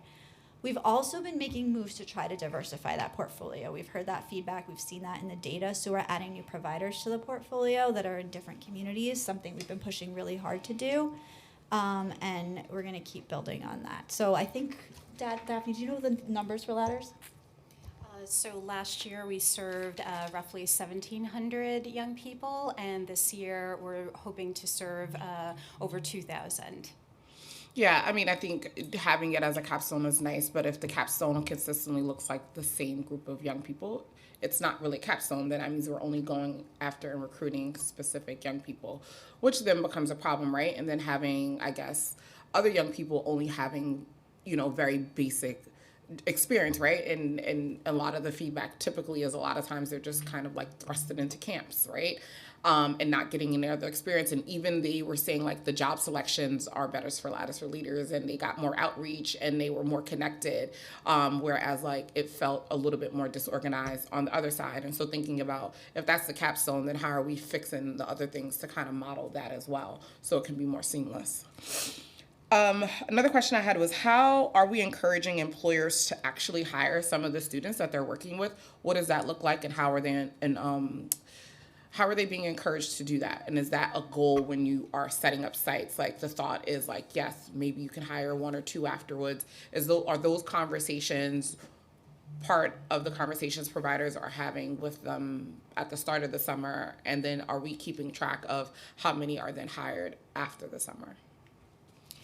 Yes, so interestingly enough, this past summer, we recorded over 40% of our SYEP participants were asked to stay on by their employers, either past the summer or invited to return back again the following summer. And I think that that's a testament to really our young people and really our employers wanting to really diversify and expand their employer pool and entry-level employees. And so we've seen consistently, particularly in Ladders for Leaders, on a consistent basis, a third of our Ladders participants are invited to return again. And we do a variety of employer surveys where we capture some of this feedback, and also our providers are working intentionally with employers to best meet their needs. And when those matches are done right, we're able to see these wonderful outcomes of over 40% this past summer. And so 40% were hired on into some of these roles, is what you're saying? They were either asked to continue on or invited back again in the previous, the following summer. I don't like them asking them to come back. I feel like hire them then. Don't just use them for the free labor. How are we encouraging that? Like, you hired them, they came back 2 summers. Are you going to hire them now? I think like those need to be part of those conversations, right? Because sometimes employers can't, and that's fine. But sometimes they can, and because we didn't ask, that's not there. So thinking about if an employer is asking for a specific young person to come back summer after summer, then we need to be like, well, why haven't you hired them? Like, that's just my thinking. I mean, I used to work in LTW, and I used to be like, no, you hire my young people. You're not going to get free labor. All right, so Executive Order 22 issued on August 15, 2020 stated that the Mayor's Office for Talent and Workforce Development shall incorporate the Mayor's Office for Youth Employment. Now that the 2 offices have merged, how are DYCD and SBS working with the Offices of Talent and Workforce Development to implement their programming for out-of-school and out-of-work youth? Sure, so thanks for the question, and I'm really glad that Abby Josigo is here, the executive director of that office, to speak to it some more. But just from my perspective, what I can say is we've always worked really closely previously with the Mayor's Office of Youth Employment, who's now been wrapped into that office, and I am really excited to see that that office has taken a really youth-focused approach, and they're very invested and excited about our work. I can attest to the fact that I talk to staff in that office several times a week. So I just want to say, I didn't even know this existed until we were doing this committee report. So I don't know why this is a secret and why. Did anybody know? Did you know? Did you know about this office? So none of the council members knew. So that's a problem. So that means we ain't working in partnership. So we need to figure this out because I have an issue with that. So hello, welcome. I did not know who you were the whole time you were here. So hello. Is that on? So thank you, and I'm thrilled to be here, and I appreciate the question, and I don't know if I'm not happy to hear that you hadn't heard of the office before, but we will change that. I think there's a real opportunity, and we do work with both SBS and DYCD on a regular basis and are very focused. But what does that look like? I don't even know what that means. I need details.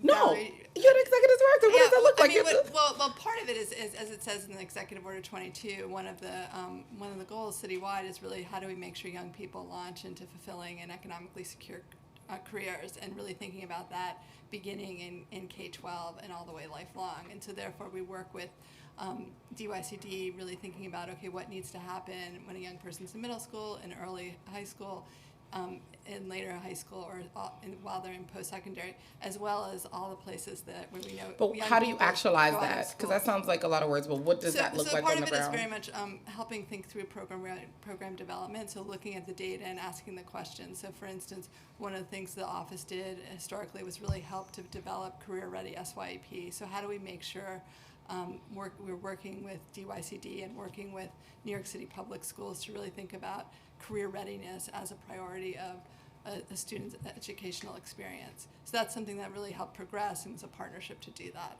And Valerie can speak to, or Daphne can speak to that as well. Another place I would just say where we're hopeful to do this is you asked a lot about what industries are really important and really driving the city's economy and making sure young people are we develop career pathways into that. So that's part of why we're bringing the offices together to really help make sure developing talent is well positioned for those future industries. I'm not gonna lie, I still don't know what you guys do.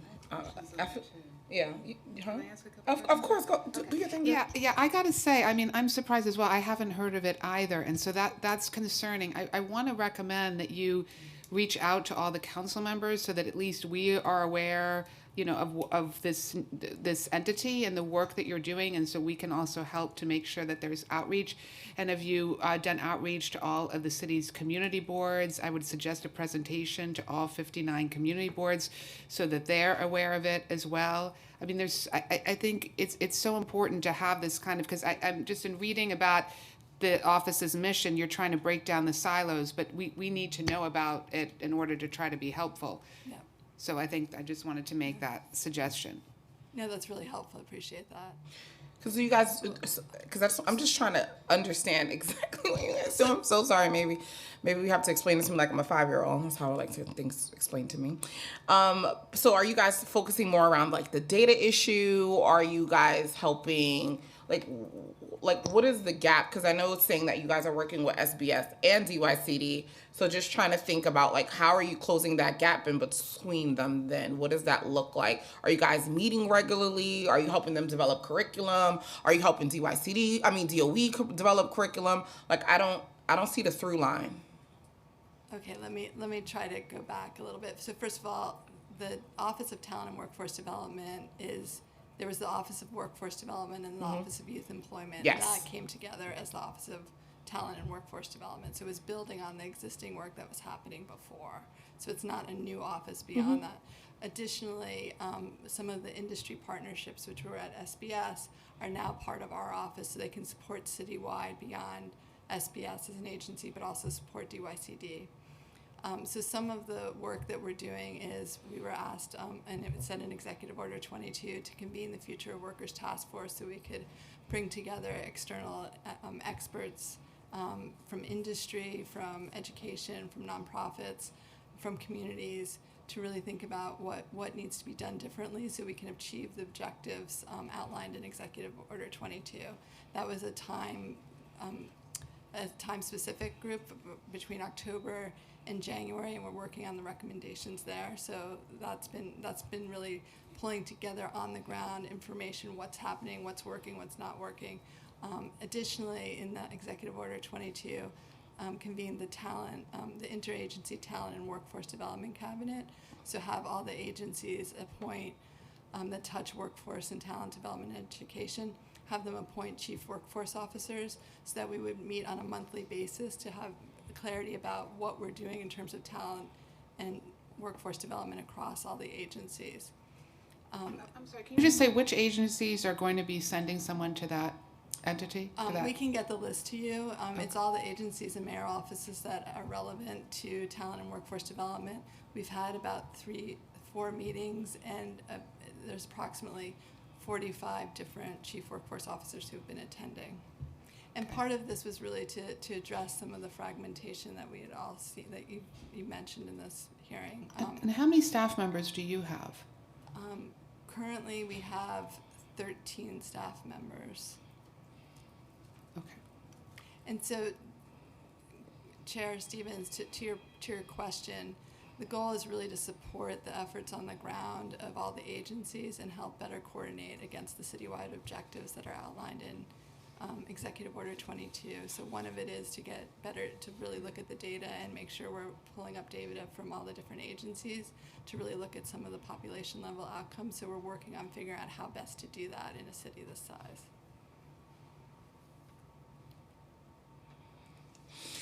All right. I mean, obviously we need to have a meeting. I would love to have a because I meeting. have no Thank idea you. what you're talking about. So we need to have a meeting so I can get more details. I have so many questions. So many. So we'll get it on the books. Look forward to it. Yes, we'll get it on the book soon. I just have a couple more questions, and these are pertaining to the State Controller's Report. In 2022, State Controller Report noted that the wide disparity between young males and female workers in the city. Young males workers are the only age and gender group that experienced a rise in unemployment rate in 2020 and 2021. Young males' unemployment currently sits at 23.6%. That's a lot, guys. Specifically higher than the pre-pandemic of 11.8%. What is the city doing to target this population in need? And I also just want to say, when we think about this very high number of young males being unemployed, it is an indication of like other things that are going on in the city. And so if we are not being hyper-focused and targeted to make sure that we are supporting men and men of color with their unemployment, other things will continue to rise, like crime and poverty and all the other things that we see in the city, homelessness. So I think that this is really important. This number is so alarming to me, and hopefully we can really start making sure that we're being more targeted to make sure we get this number down, because it's really important and scary. So I totally agree with you. That's a really alarming number. It's something that we've been tracking. You know, I can only speak for DYCD's specific portfolio of programs, and none of our programs are specifically targeted towards the male population. But all of our programs are offering all of the services we just talked about, recognizing like the mental health component, really doubling down on that, all the challenges that this population has that are preventing them. We're looking at how to add those into our program, especially in the context of this new RFP that I referenced. What sectors are we offering? How are we working on like pre-apprenticeships, apprenticeships, and things that will re-engage this group? The other thing I want to highlight that I can't speak too much to, but I think it's worth noting because it was a really significant investment that this administration made, is the Precision Employment Initiative, which is over $50 million and over 3,000 jobs over time, specifically targeted to young people who are at high risk of violence. That's an investment that the city is working on, and that we are partnering with MOCJ to, sorry. That's okay. It's That even we're- louder in my ears. They're trying to make me I really go can't- deaf, guys. Jesus. About to lose the little bit of hearing I have left. That is a program I think we should talk offline and really look deeply at how that program is going to serve this population. Yeah, no, absolutely. And even thinking about some of the other programs that DYCD has, like I know they have like a Father's Initiative and some of these other programs that never gets any shine or ever gets any plugs, and thinking about how are we making sure we're connecting those programs to kind of help leverage some of the other things and just really being creative around it. And so we'll definitely talk offline about that more in detail. All right, and so according to the Controller's Report, young workers commonly work in the hospitality and retail trades. To such services industry, they have been disassembled by the pandemic. In New York City, 36% of young people were employed in those industries in 2020. Those industries have been slow to recover from the pandemic and downturn to not provide steady career paths for workers. What does DYCD programs for out-of-school, out-of-work youth do to prioritize jobs that don't provide a paycheck but long-term career success and stability? Thank you for the question. Like, the entire philosophy behind our out-of-school, out-of-work programs is that they're leading to long-term careers. So, for example, the trainings that we offer, I just want to list some of them off to you so you can see where we focus. HVAC, 5G tech, construction, green jobs, healthcare, culinary. These are all sectors that we know lead to long-term sustainable careers. And so that's where our programs are really investing their resources right now. I'm squeaking again. And we're going to keep looking at that, especially the green jobs space. It's an area that our commissioners really focused on, and that we've been partnering with. I mean, every agency is a part of this conversation. We're talking to Parks, the DCAS, to see how we can involve that jobs in those sectors into this new RFP that we're developing. That is it for questions for me. Just want to do another round. Sandra or Jewel, are you guys good with questions? Can I just, Councilmember Ung, do you have questions? I'm good. You're good? Okay, I just have two last questions for SBS, and then I am done. So SBS's Manufacturing, Industrial, and Innovation Council collaborated with the Mayor's Office of Youth Employment and CUNY to create an advanced manufacturing collective targeting students. I was just curious, what are the results of that program, and does this program still exist as Apprenticeship NYC? So yes, the program still exists. We currently market it as Apprentice NYC Advanced Manufacturing Program. So it's really designed to help New Yorkers develop in-demand and in-growth industrial occupations. And the program really consists of 2 phases. So the first phase is really pre-apprenticeship. So it lasts for about a 4-week period of independent and instructor-led online training. During this phase, trainees interview with employers to be considered for the apprenticeship itself. And the second phase is the apprenticeship, and that's 8 weeks of paid in-person training focused on practical learning and technical skills that are followed by paid on-the-job training at an employer's partner's location. And how many participants have gone through this program? As of now, we've had about 15 enrollments of the 18 to 24-year-old demographic. I'm sorry, how many did you say? 15 for FY 15, 22. 1-5? 1-5. That's it. That's it currently. Okay. And then- Is there a reason why that number is so low? So it's open to all of our Workforce One participants, so anyone that's 18 to 24, 18 and over. Those were specific to the enrollments for youth. Is there more we can do to try to get more participants? What can we do to make sure young people know about this opportunity? Yeah. So we're currently in the process of reevaluating and looking at opportunities to ensure that people are aware. FY23 so far has seen a slight intick. Currently, we're going to continue to strive for more, but we have about 28 enrollments as of now. I mean, it kind of goes back to the first point I made in my questioning about outreach. Again, I think it's, and I know you're going to get back, GYCD is going to get back to both of our committees on the outreach, but we have to reach young people where they're at, obviously, and they're on social media and other things. So I'm just curious what the outreach has been for that program. So with the outreach of its program, again, it's open to all of our participants within Right. Workforce One, so that's a big number. But so in terms of outreach, we do outreach to our 300 plus community partners or CBOs all across New York City. We do social media advertisement as well in terms of specific platforms. We are experimenting more with like TikToks and all those. Traditionally, we'd use Facebook, Twitter, but we're really kind of Young people are not on Facebook or Twitter. Yeah, but we're getting better. We're going to be there, and we are developing a robust marketing plan, just overall in general for our workforce. Okay, One and so services. you're, both agencies are going to share with our respective committees the social media and overall public outreach? Yeah, we can do that. Okay, and last question, is SPS targeted out of school and out of work young adults with their Bridge to Tech program? Does that program still exist as Tech to Talent Pipeline? And if so, what is SBS's role and how many participants have gone through that? Yeah, so it has slightly shifted in terms of the way that we're modeling the program itself. So we no longer offer a standalone Bridge to Tech program. We believe bridge trainings needed to be connected to successful occupational trainings that would lead to in-demand job opportunities. So as a result, whenever possible, we work to build bridges within existing training programs to create one comprehensive training instead of separate bridge programs. So with that said, we piloted our web development program, which we talked about a little bit earlier. So the updated model incorporates that bridge curriculum into a longer program in lieu of having them separate. We believe it's going to be more effective for supporting successful completion of training, and the new model is designed to prepare New Yorkers with no previous professional web development experience for careers in web development at salaries of $65,000 or more. So again, while the program is not exclusive to out-of-school, out-of-work young adults, we work very closely with our West Farm Center, our community partners program. In the program's first two pilot cohorts, there were about 21 enrollments of 18 to 24-year-olds. 21. And so that's the Web Development Fellowship, or that's a different? It's the Web Development Fellowship. So that that is, had previously been. okay, so was previously Bridge to Tech, but now is a Web Development, and you've got 21 participants. So again, these numbers are incredibly low. We got to figure out, what the problem is. A problem like the outreach, like where can,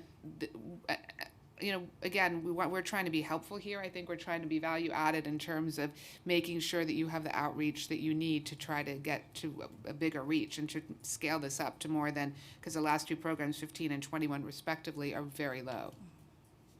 I mean, and it's interesting too, especially when you have so many council members who one of their top 5 of constituents outreach is usually employment. So thinking about how are you working with council members to get that information out about these programs and things like that is just, I think, always a good start. I think sometimes agencies forget that we're here to be helpful.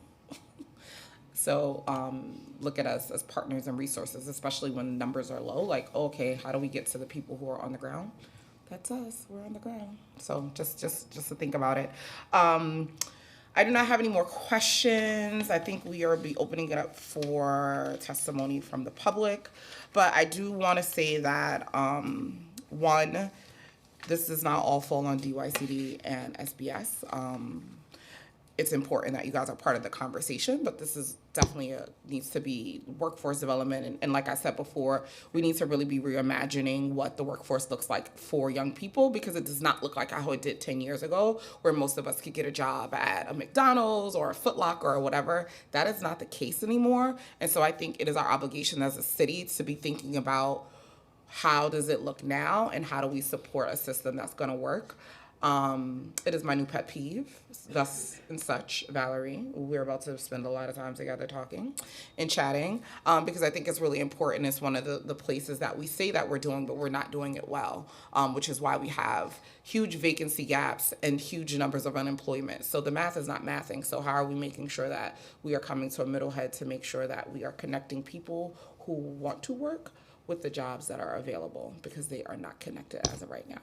So we will open it up for public testimony, and I will stop chatting for a couple minutes. Okay. Thank you to this panel. We will now turn to public testimony. We will be limiting public testimony today to 3 minutes each. For in-person panelists, please come up to the table once your name has been called. For virtual panelists, once your name is called, a member of our staff will unmute you and the sergeant at arms will set the timer and give you the go-ahead to begin. Please wait for the sergeant to announce that you may begin before delivering your testimony. Our first in-person panel will be Lauren Galloway, David Geraldo, and David Calvert.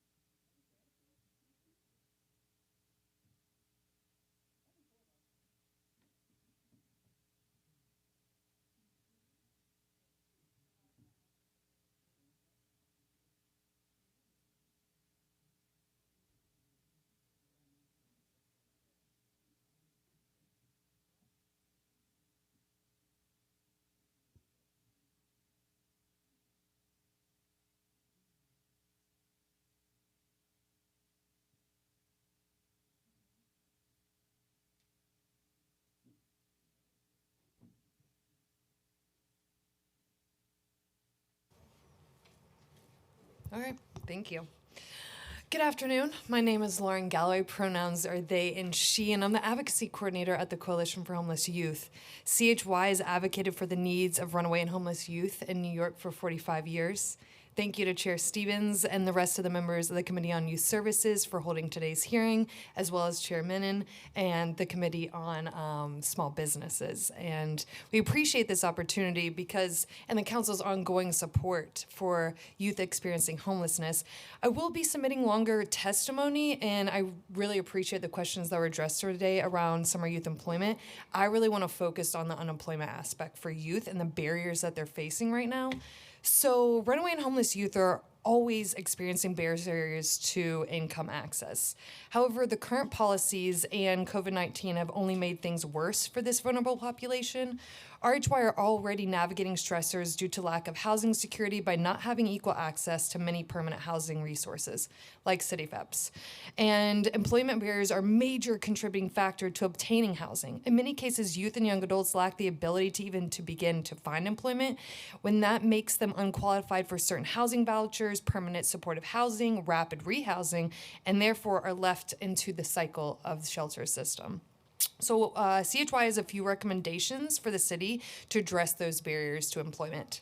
The first barrier being identification. As we know, you must have identification in order to find employment, but when obtaining an ID, you must have proof of address and have original vital documents, which poses a barrier for many homeless young people to obtain the ID. To do their age and disconnect from their legal guardians also makes it hard to obtain those documents and on their own, which creates a delay in them being able to find and start the process of getting an ID. For those undocumented youth, access to legal services also creates an additional barrier to obtain legal authorization, which is impacting an unprecedented amount of young people currently due to the influx of migrant youth we are seeing in RHY programs currently. And the city needs to obtain and make it easier for vital documents, IDs, and working permits to be more accessible for runaway and homeless youth, including those migrant youth and young adults. The second one, which I know is a hot topic right now, drop-in centers no sleep protocol. The recent 24-hour drop-in center no sleep directive issued by DYCD is not only inhumane, but it creates an additional barrier to youth gaining and maintaining employment. Having the ability to rest is vital to a person's overall health and well-being, and the lack of sleep impacts humans' ability to function to the need to maintain employment. So if we're denying youth sleep, how are they able to arrive to work rested? How are they able to arrive on time and functioning? The DYCD-funded 24-hour drop-in centers have been operating as instructed and celebrated by DYCD since 2019, which is why this is so confusing around the directive and was issued in the first place. Just a few final thoughts, if that's okay. So DYCD needs to immediately rescind this directive and respond to providers and advocates requesting for that guidance to ensure that youth are able to rest and that providers are supporting and providing this service that youth have been relying on since the inception of the 24-hour drop-in centers. And lastly, the last barrier is job security and discrimination. Due to the overrepresentation of youth of color and LGBTQIA+ youth in the RHY population, they face an increased employment discrimination, and it only increased for youth that have been involved in the criminal legal system. The city needs to better enforce anti-discrimination protections and fund youth-designed employment programs that specifically support RHY in accessing livable wage employment across all sectors. In addition, the city must support those protections for individuals with conviction records and alleviate those barriers that currently are being posed. Thank you. Please let me know if you have any questions, and I look forward to our continued partnership.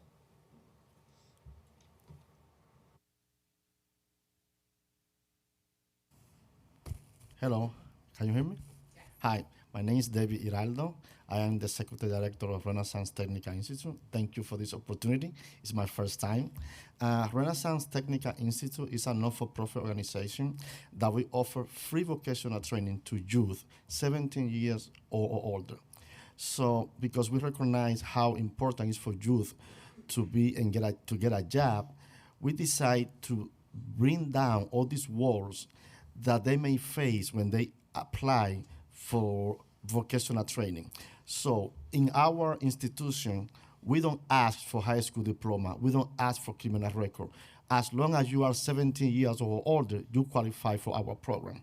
We divide our program in 3 different fields: construction, health, and technology. So we offer free vocational training for carpentry, plumber, electricity, HVAC, solar panel installation, drywall. We also offer nurse assistant, phlebotomy, EKG, optometry assistant classes. All those classes are free for our students. We also offer information technology and basic computer skills. We have been doing this since 2017. When we started with 20 students. Now Last year, we graduated 150 students. We're working very closely with high schools. For example, New Vision, that is a network of our schools. They send 24 guidance counselors to Renaissance Technical Institute to learn more about us, and we're gonna be working together to identify those students who are at risk of not completing high school, to train them in a vocational training. So we're gonna start next month offering them these 3 basic classes: OSHA 40, flagger, and scaffolding. So with this, just with the OSHA 40, it's good enough for them to get a job in any construction site. So the plan is to introduce them to the construction environment, and we're hoping that most of them come back to take a career in construction. When they complete our construction program, they receive a national certificate that is valid in other states in the United States. In only 6 months, they can graduate from our school. Just to let you know that in 8 weeks, we were able to graduate 980 immigrants that came to this country with the OSHA 40, and most of them are working.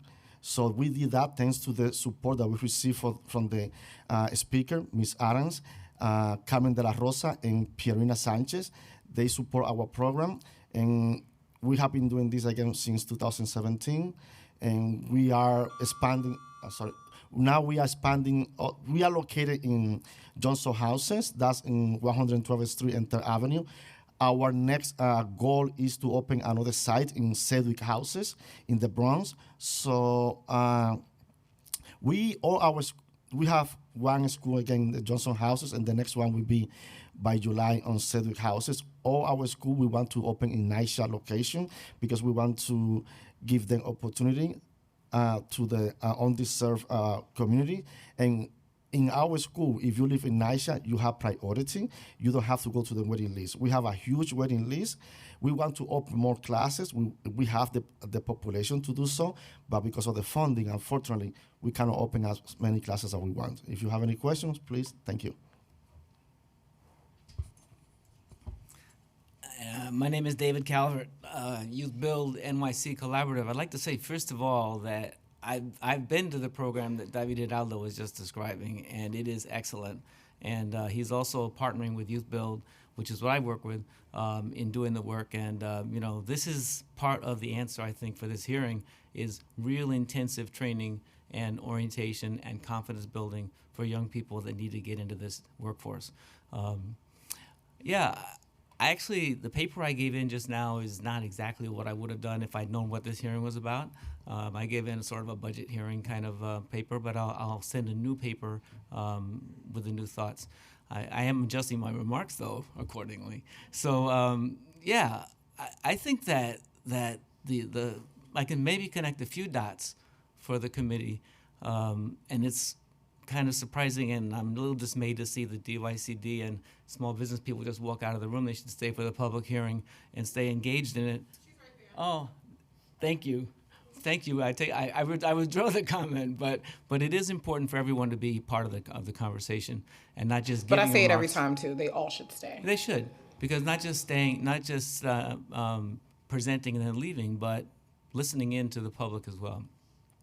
I would like to say that we were asked by the deputy mayor, who now is first deputy mayor Sheena Wright, in the past year, and by Commissioner Howard of DYCD to come in. This is Youth Build Citywide, to come in with a proposal that addressed both the violence issues and the gun issues in the community, safety issues, and at the same time engaged expanding and strengthening Youth Build opportunities to more young people. And we came in with a good proposal. And the deputy mayor has been supportive, but not funding it yet. And the Commissioner Howard, we had a great meeting with him, and he said, "Look, I would like to do this, but I don't really have the money. The cost is around $15 million a year for the next 3 years, and it would greatly expand the impact of Youth Build, and it would be along the line of what this committee is talking about, both on the quality of life side, in the community, and also for young people getting into the workforce. we have an extremely interesting opportunity right now in New York City and in the country, really, that there's millions and millions of jobs open, and yet our people are not working. And so this is an extraordinary opportunity. When I was coming up as a kid, there were no jobs. And some of you around my age, there weren't any jobs. It was so hard to get a job. But right now, employers are looking to hire people, but they're not finding people that have the confidence and the skills and maybe the contacts to walk into those jobs and perform well. That's our goal. Our goal is to get people the confidence, the skills, and the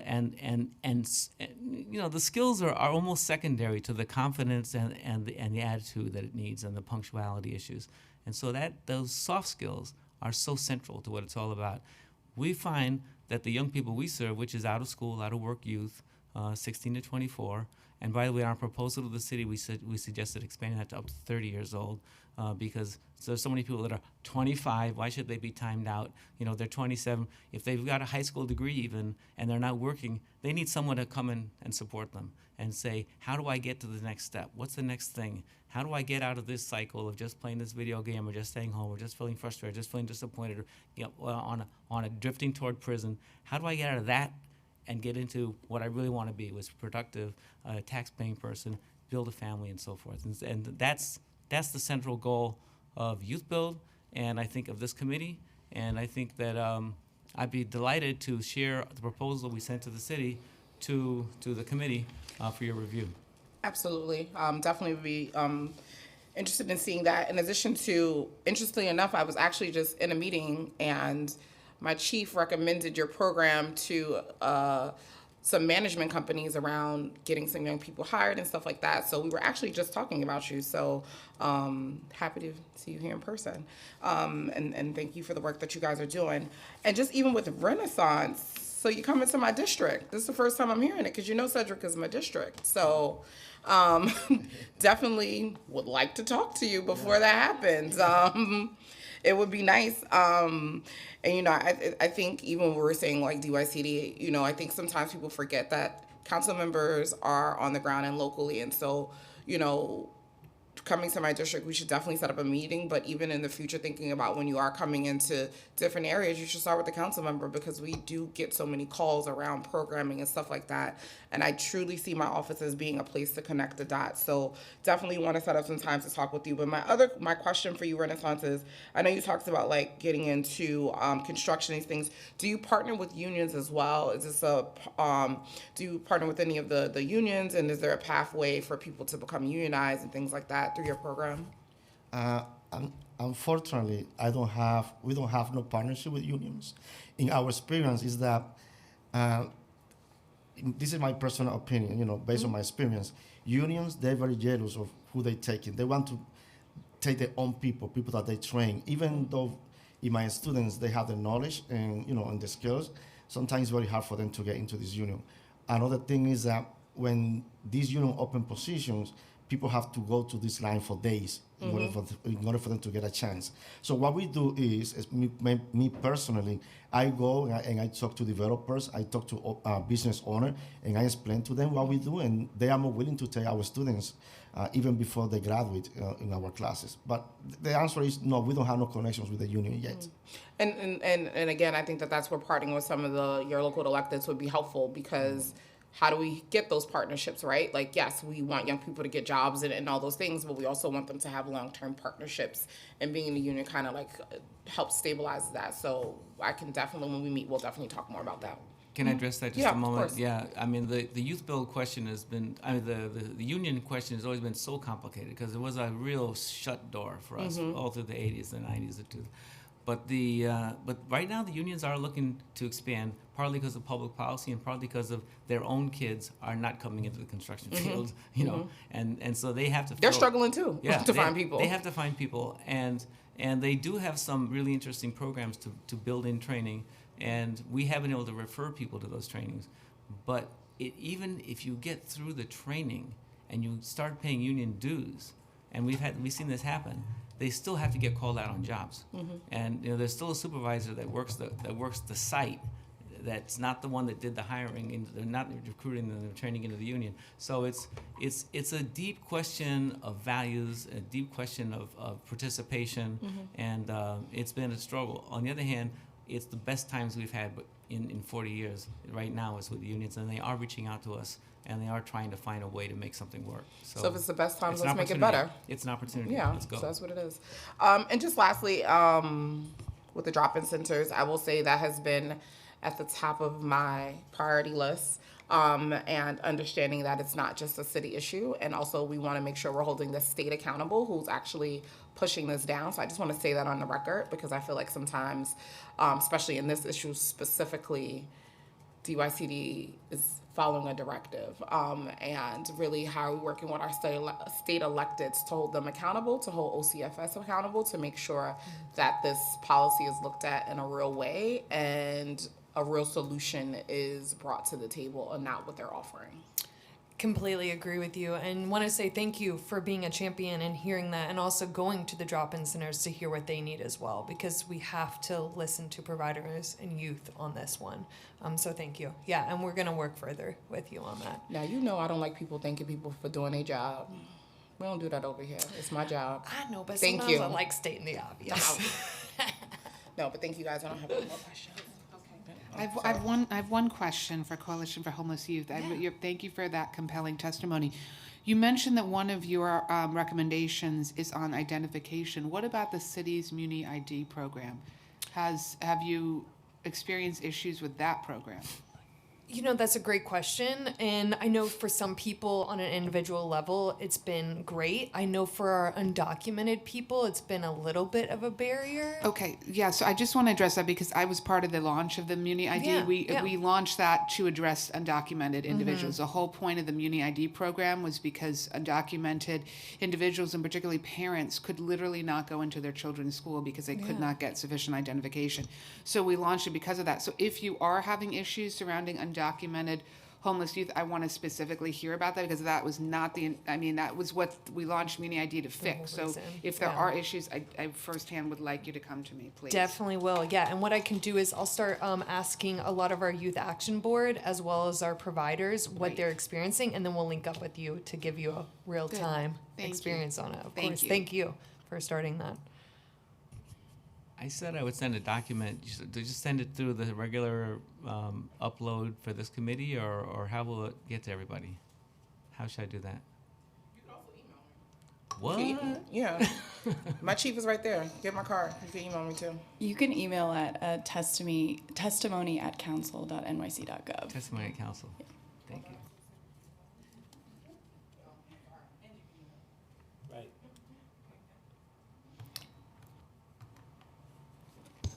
Okay, thank you to this panel. Our next in-person panel will be Christopher Morris Perry and Lavelle Shaw. Appreciate y'all. Thank you. Yeah, I totally think we're doing my doggone job. Thank you. Thank you. Bye-bye. Please wait for the sergeant to announce that you may begin before delivering your testimony.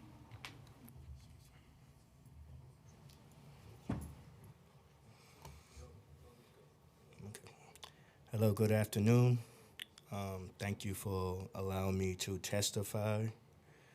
I'm a little bit nervous, but I have to get out the words. Let me tell you something. Don't be nervous. We are all friends here. I'm so friendly. Yeah, I can tell. Thank you so much. I'm not prepared. I did have something, but it is not doesn't fit the what went on today. So I just want to say we are failing our youth. You know, the things I heard today was very disappointing. You know, I'm an energy consultant. I've been an energy consultant for 11 years, and I decided I'd done great enough to stop and work on being a community activist. You know, because I live in Harlem, and that's the black community is being affected really bad when it comes to jobs. We talked about jobs, but we didn't get to skills. You know, when I grew up, we had trade schools. And in middle school, I took up wood shop. And in high school, I took up electrical technology. So with those skills, I have certificates, that makes me valuable. So what I'm saying is, we don't just want to bring them jobs, we want to bring them skills so it can be permanent. That's all I have to say today. Thank you.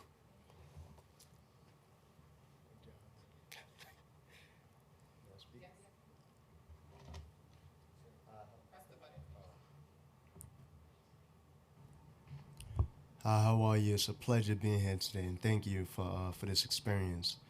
I also prepped something beforehand, but it also didn't apply, so I rephrased it while I was sitting and listening. First off, when we're having these meetings about young people, there should be young people there, is what I think. I'm 26 years old, and if it wasn't for my friend and brother Christopher Morris Perry, I wouldn't really know much about politics other than what they teach you in school, which is not much. They don't teach you anything. All they're doing is prepping you to get out there and work a 9 to 5, and they don't do a good job at that either. So my mother taught me early that I'm your teacher, and education starts in the home. She also taught me it takes a village to raise a child. Right? There's a quote here by Noble Drew Ali that says, "If I could just get you all thinking again, you would save yourselves." We're not taught critical thinking. We're taught to just answer questions and get the right answer, without the critical thinking process in school. We've all heard the phrase young and dumb. Dumb simply means temporarily unable or unwilling to speak.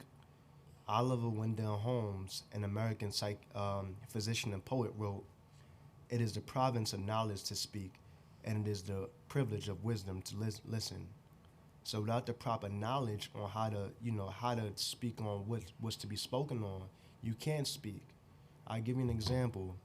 My brother Christopher Morris Perry is running for office, and he gave me the privilege of being his campaign manager. I tried to quit so many times because I can't find it. I love knowledge. When I took my personality test, it gave a perfect explanation. It said, most people get overwhelmed by a lot of knowledge, I'm like a fish in water. I just piece everything together. The more I have, the better. But you can't find anything on politics, particularly how to be a campaign manager, online. And in order to do my job now with the opportunity, I have to go back to school, but now I'm missing out on this opportunity. And when you go to school, they don't prep you for everything. Just like if you hear about, I've been an entrepreneur since age 7. You hear entrepreneurs, right, speaks, what's his name, Steve Harvey, and other ones. They said they didn't go to school, and actually school doesn't prep you on everything you need to know to be the proper entrepreneur. You know what I'm saying? But what I'm saying is we got to get the youth involved. You know what I'm saying? We don't know what's going on. It's great y'all making things to help just keep us entertained. It's not enough. It's not enough. Something I have in there, I didn't want to take up too much. Here we go. I'll just read this part. If we have the youth, young adults, middle-aged, and elderly collectively involved in X, whatever, no one has to figure it out from scratch like I've been doing. Well, thank you. Just to address one thing, I know even when you talk about the skills part, that is something that I believe we do need to get back to. We've had multiple conversations, specifically in the Bronx delegation, where we've talked about the lack of vocational skills and the lack of training, and how do we get those back into the schools? Because for so long, it's just been college prep, and not understanding that, when we're not looking at some of those hard skills, we have left out a population of folks. So I do agree. I think that, even in this council, we're doing a number of things to really try to get back to the workforce type of skill training and vocational trainings, because it is a huge void in that piece. And then just even, I know you spoke about youth should always be in every space. So you know my story, you know that every space I'm in, young people are always with me because I'm always invoking them in everything that I do. And it does become hard in these settings because it is during school hours. And so typically, you know, in most spaces I try to have young people, but it's just hard because it's just the way how things work. But I do agree. I don't believe us old people should be making decisions for young people. So, but when any space I'm in, I'm invoking them. So always trust and believe. They're the people who told me to run. So those are the people who I am owed everything to at this point. So thank you guys for being here, and we really appreciate your testimony. Thank you. Thank you. That concludes our in-person testimony. If we missed anyone who would like to testify in person, please visit the sergeant's table and complete a witness slip now. We will be now turning to virtual testimony, and our first panel will be Susan Povich, Amanda Rosenblum, Caitlin Passaretti, Monia Salam, and Terrence J. Tubridy. Susan Povich, you may begin when the sergeant starts your clock. Starting time. Hi, my name is Susan Povich. I own the Red Hook Lobster Pound in Red Hook, Brooklyn. I just want to advocate for more youth training. As an independent owner in the hospitality business, it's very important that we are able to bring in young people, teach them about responsibility and teamwork, organization and business. We happen to be a very seasonal restaurant because of our location in Red Hook. So summer hiring has always been very important to us and also very difficult. And it's very difficult to hire a young person who has no training. It takes a while to train them, and we only have 3 months. So we would really prefer to have people that are trained. So I'm very curious about your proposals to do mentoring and training in the hospitality industry before we select or we're doing our hiring. I also feel that, again, the mentoring program would be very helpful to us if we were able to hire people who had some training, even sort of basic food skills, knife skills, understanding of food safety, which is very important in the restaurant business. My one concern is the monetary situation.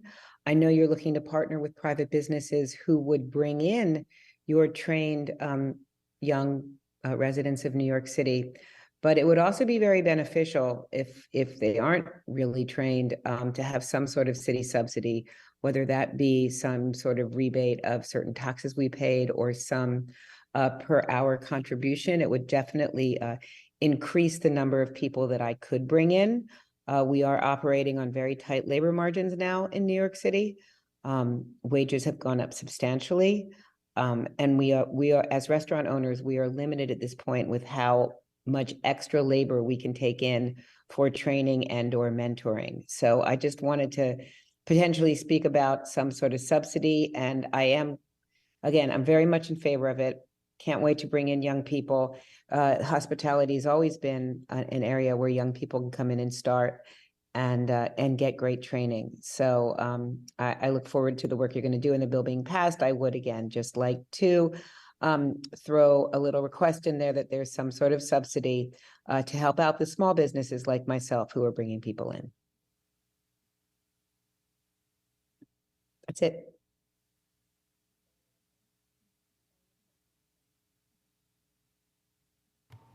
Thank you for your testimony.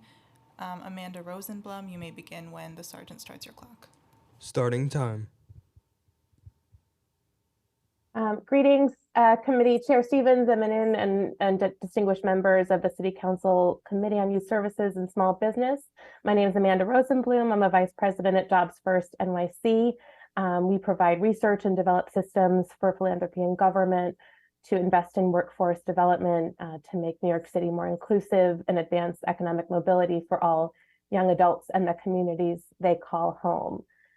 Thank you so much for allowing us to provide testimony today. We want to share a data brief we just commissioned with the Community Service Society that explores the state of out of school, out of work young adults. I'll call that ASAL population.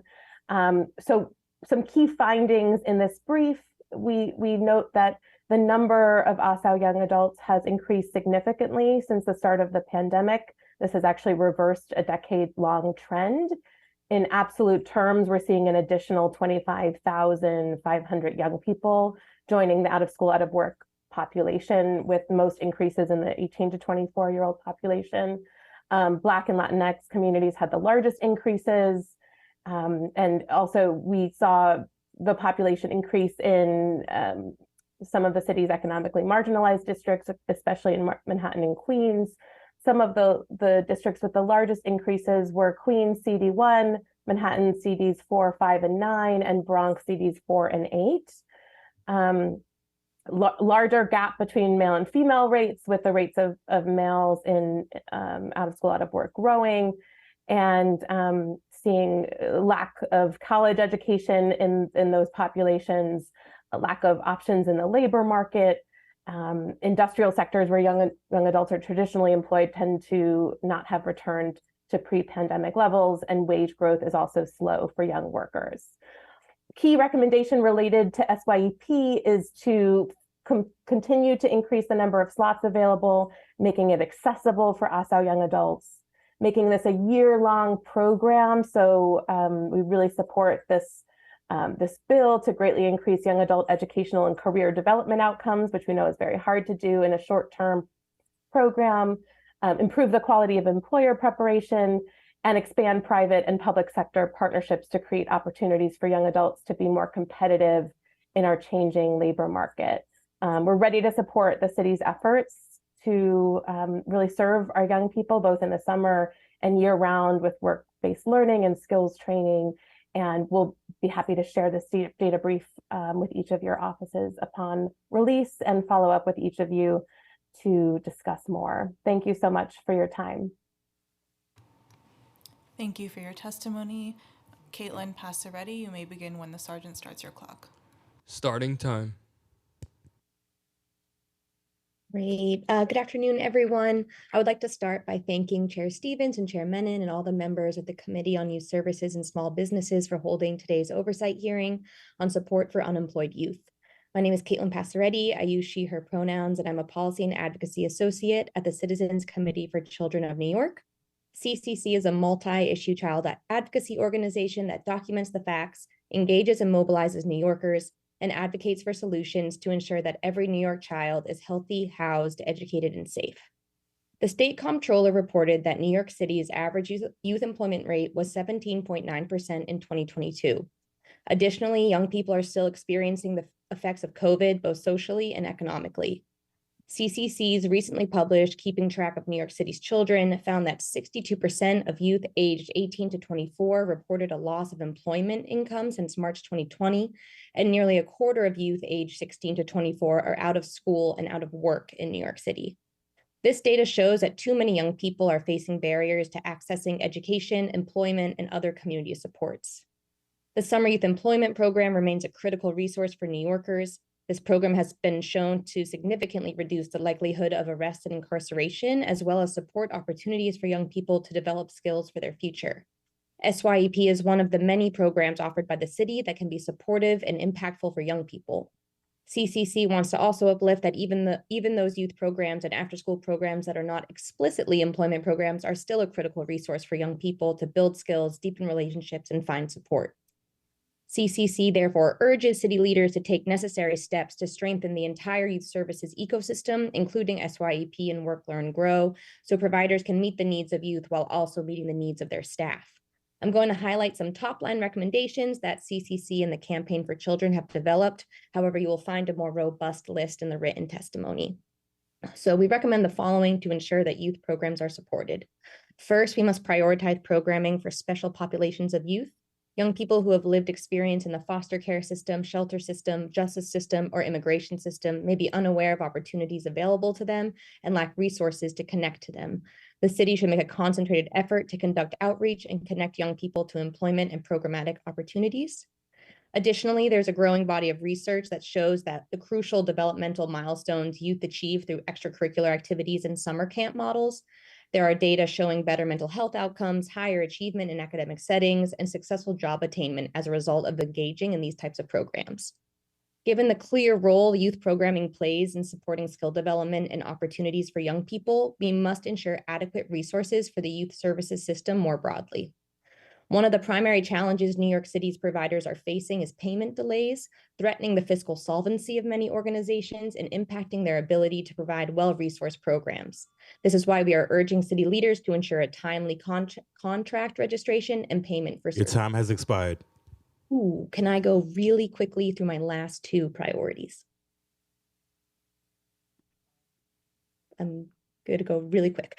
So we want to make sure that summer programming providers normally have to wait a very long time to see what their budget is. And so we are urging the city to ensure Sonic and Compass have year-round procurement process that accurately reflects the cost of providing services.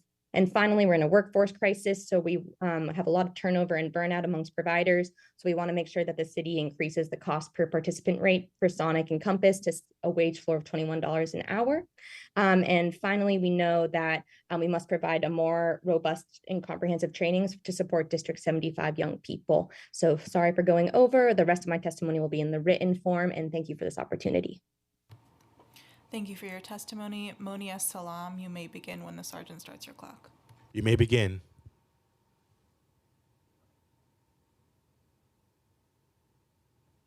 Good afternoon, Chair Stevens, Chair Menon, and distinguished members of the Youth Services Committee and Small Business Committee. My name is Monia Salam, and I coordinate the New York City Work-Based Learning Coalition. I want to start this testimony off by commending the city and their large-scale efforts in expanding youth employment programs to 100,000 slots last summer and continuing that effort to this summer. That said, our coalition is concerned that the ongoing expansion of youth employment programs have overlooked immigrant students and other vulnerable young people. The application and enrollment process for the city's youth employment process requires young people to submit a large number of documents, including social security cards, work authorizations, proof of age, address, working papers, and so on and so on. And during this process, many vulnerable young people lose their opportunity to access these paid opportunities due to their inability to submit these documents in a timely manner. And this issue primarily impacts young people who are immigrants and are awaiting immigration proceedings and lack work authorization documents and are impacted by significant delays of renewal paperwork due to the COVID pandemic, undocumented young people who lack social security numbers, asylum seekers who are still awaiting immigration proceedings, and those in foster care and transitional housing who often are unable to access the required documents and lack sufficient supports to renew/replace those documents due to their unforeseen circumstances. To ensure that all New York City students can access career-connected learning, we recommend that DYCD invest in a year-round enrichment program that is flexible in terms of its time requirements, so it's not as rigid as the 6-week summer employment program, creates greater ease and access in terms of enrollment, and lowers its documentation requirements, and more accessible entry points and offboarding points to ensure that young people are able to enroll when they're able to, based on whatever circumstances are happening in their life. We ask that DYCD creates this initiative in parallel to the SYEP and Work, Learn, Grow Special Initiatives contract, such as the Emerging Leaders Program, to ensure that all young people across the city are able to access the program, unlike initiatives like Career Ready that is Your time has only expired. targeted. Can I just finish for one more sentence? Sorry. We do, in closing, our coalition is looking forward to working with Chair Stevens and DYCD to ensure that young people in New York City can access high quality work-based learning experiences. The FY24 budget is an opportune moment to provide this investment to make this program a reality. Thank you for your testimony. Terrence J. Tuberty, you may begin when the sergeant starts your clock. Thank you, Council.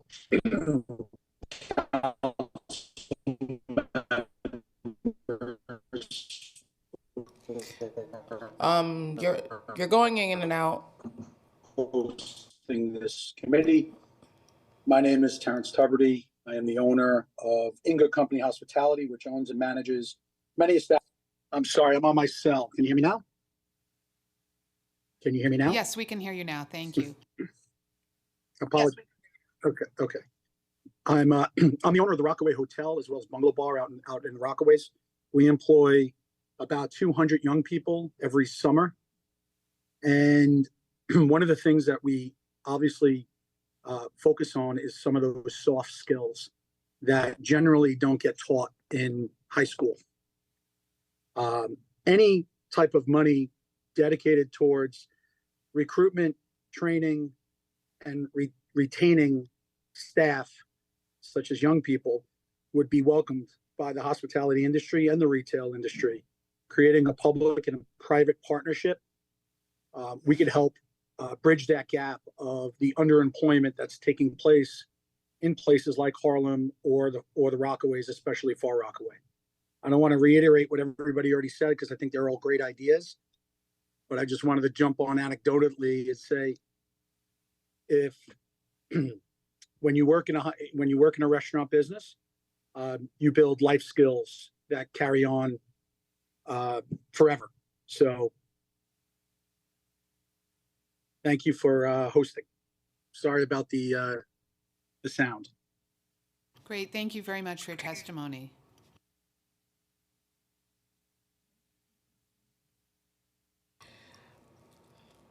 I don't have any questions, but I just want to make sure Job First sends us the data that they talked about in their testimony, because that'll be very helpful.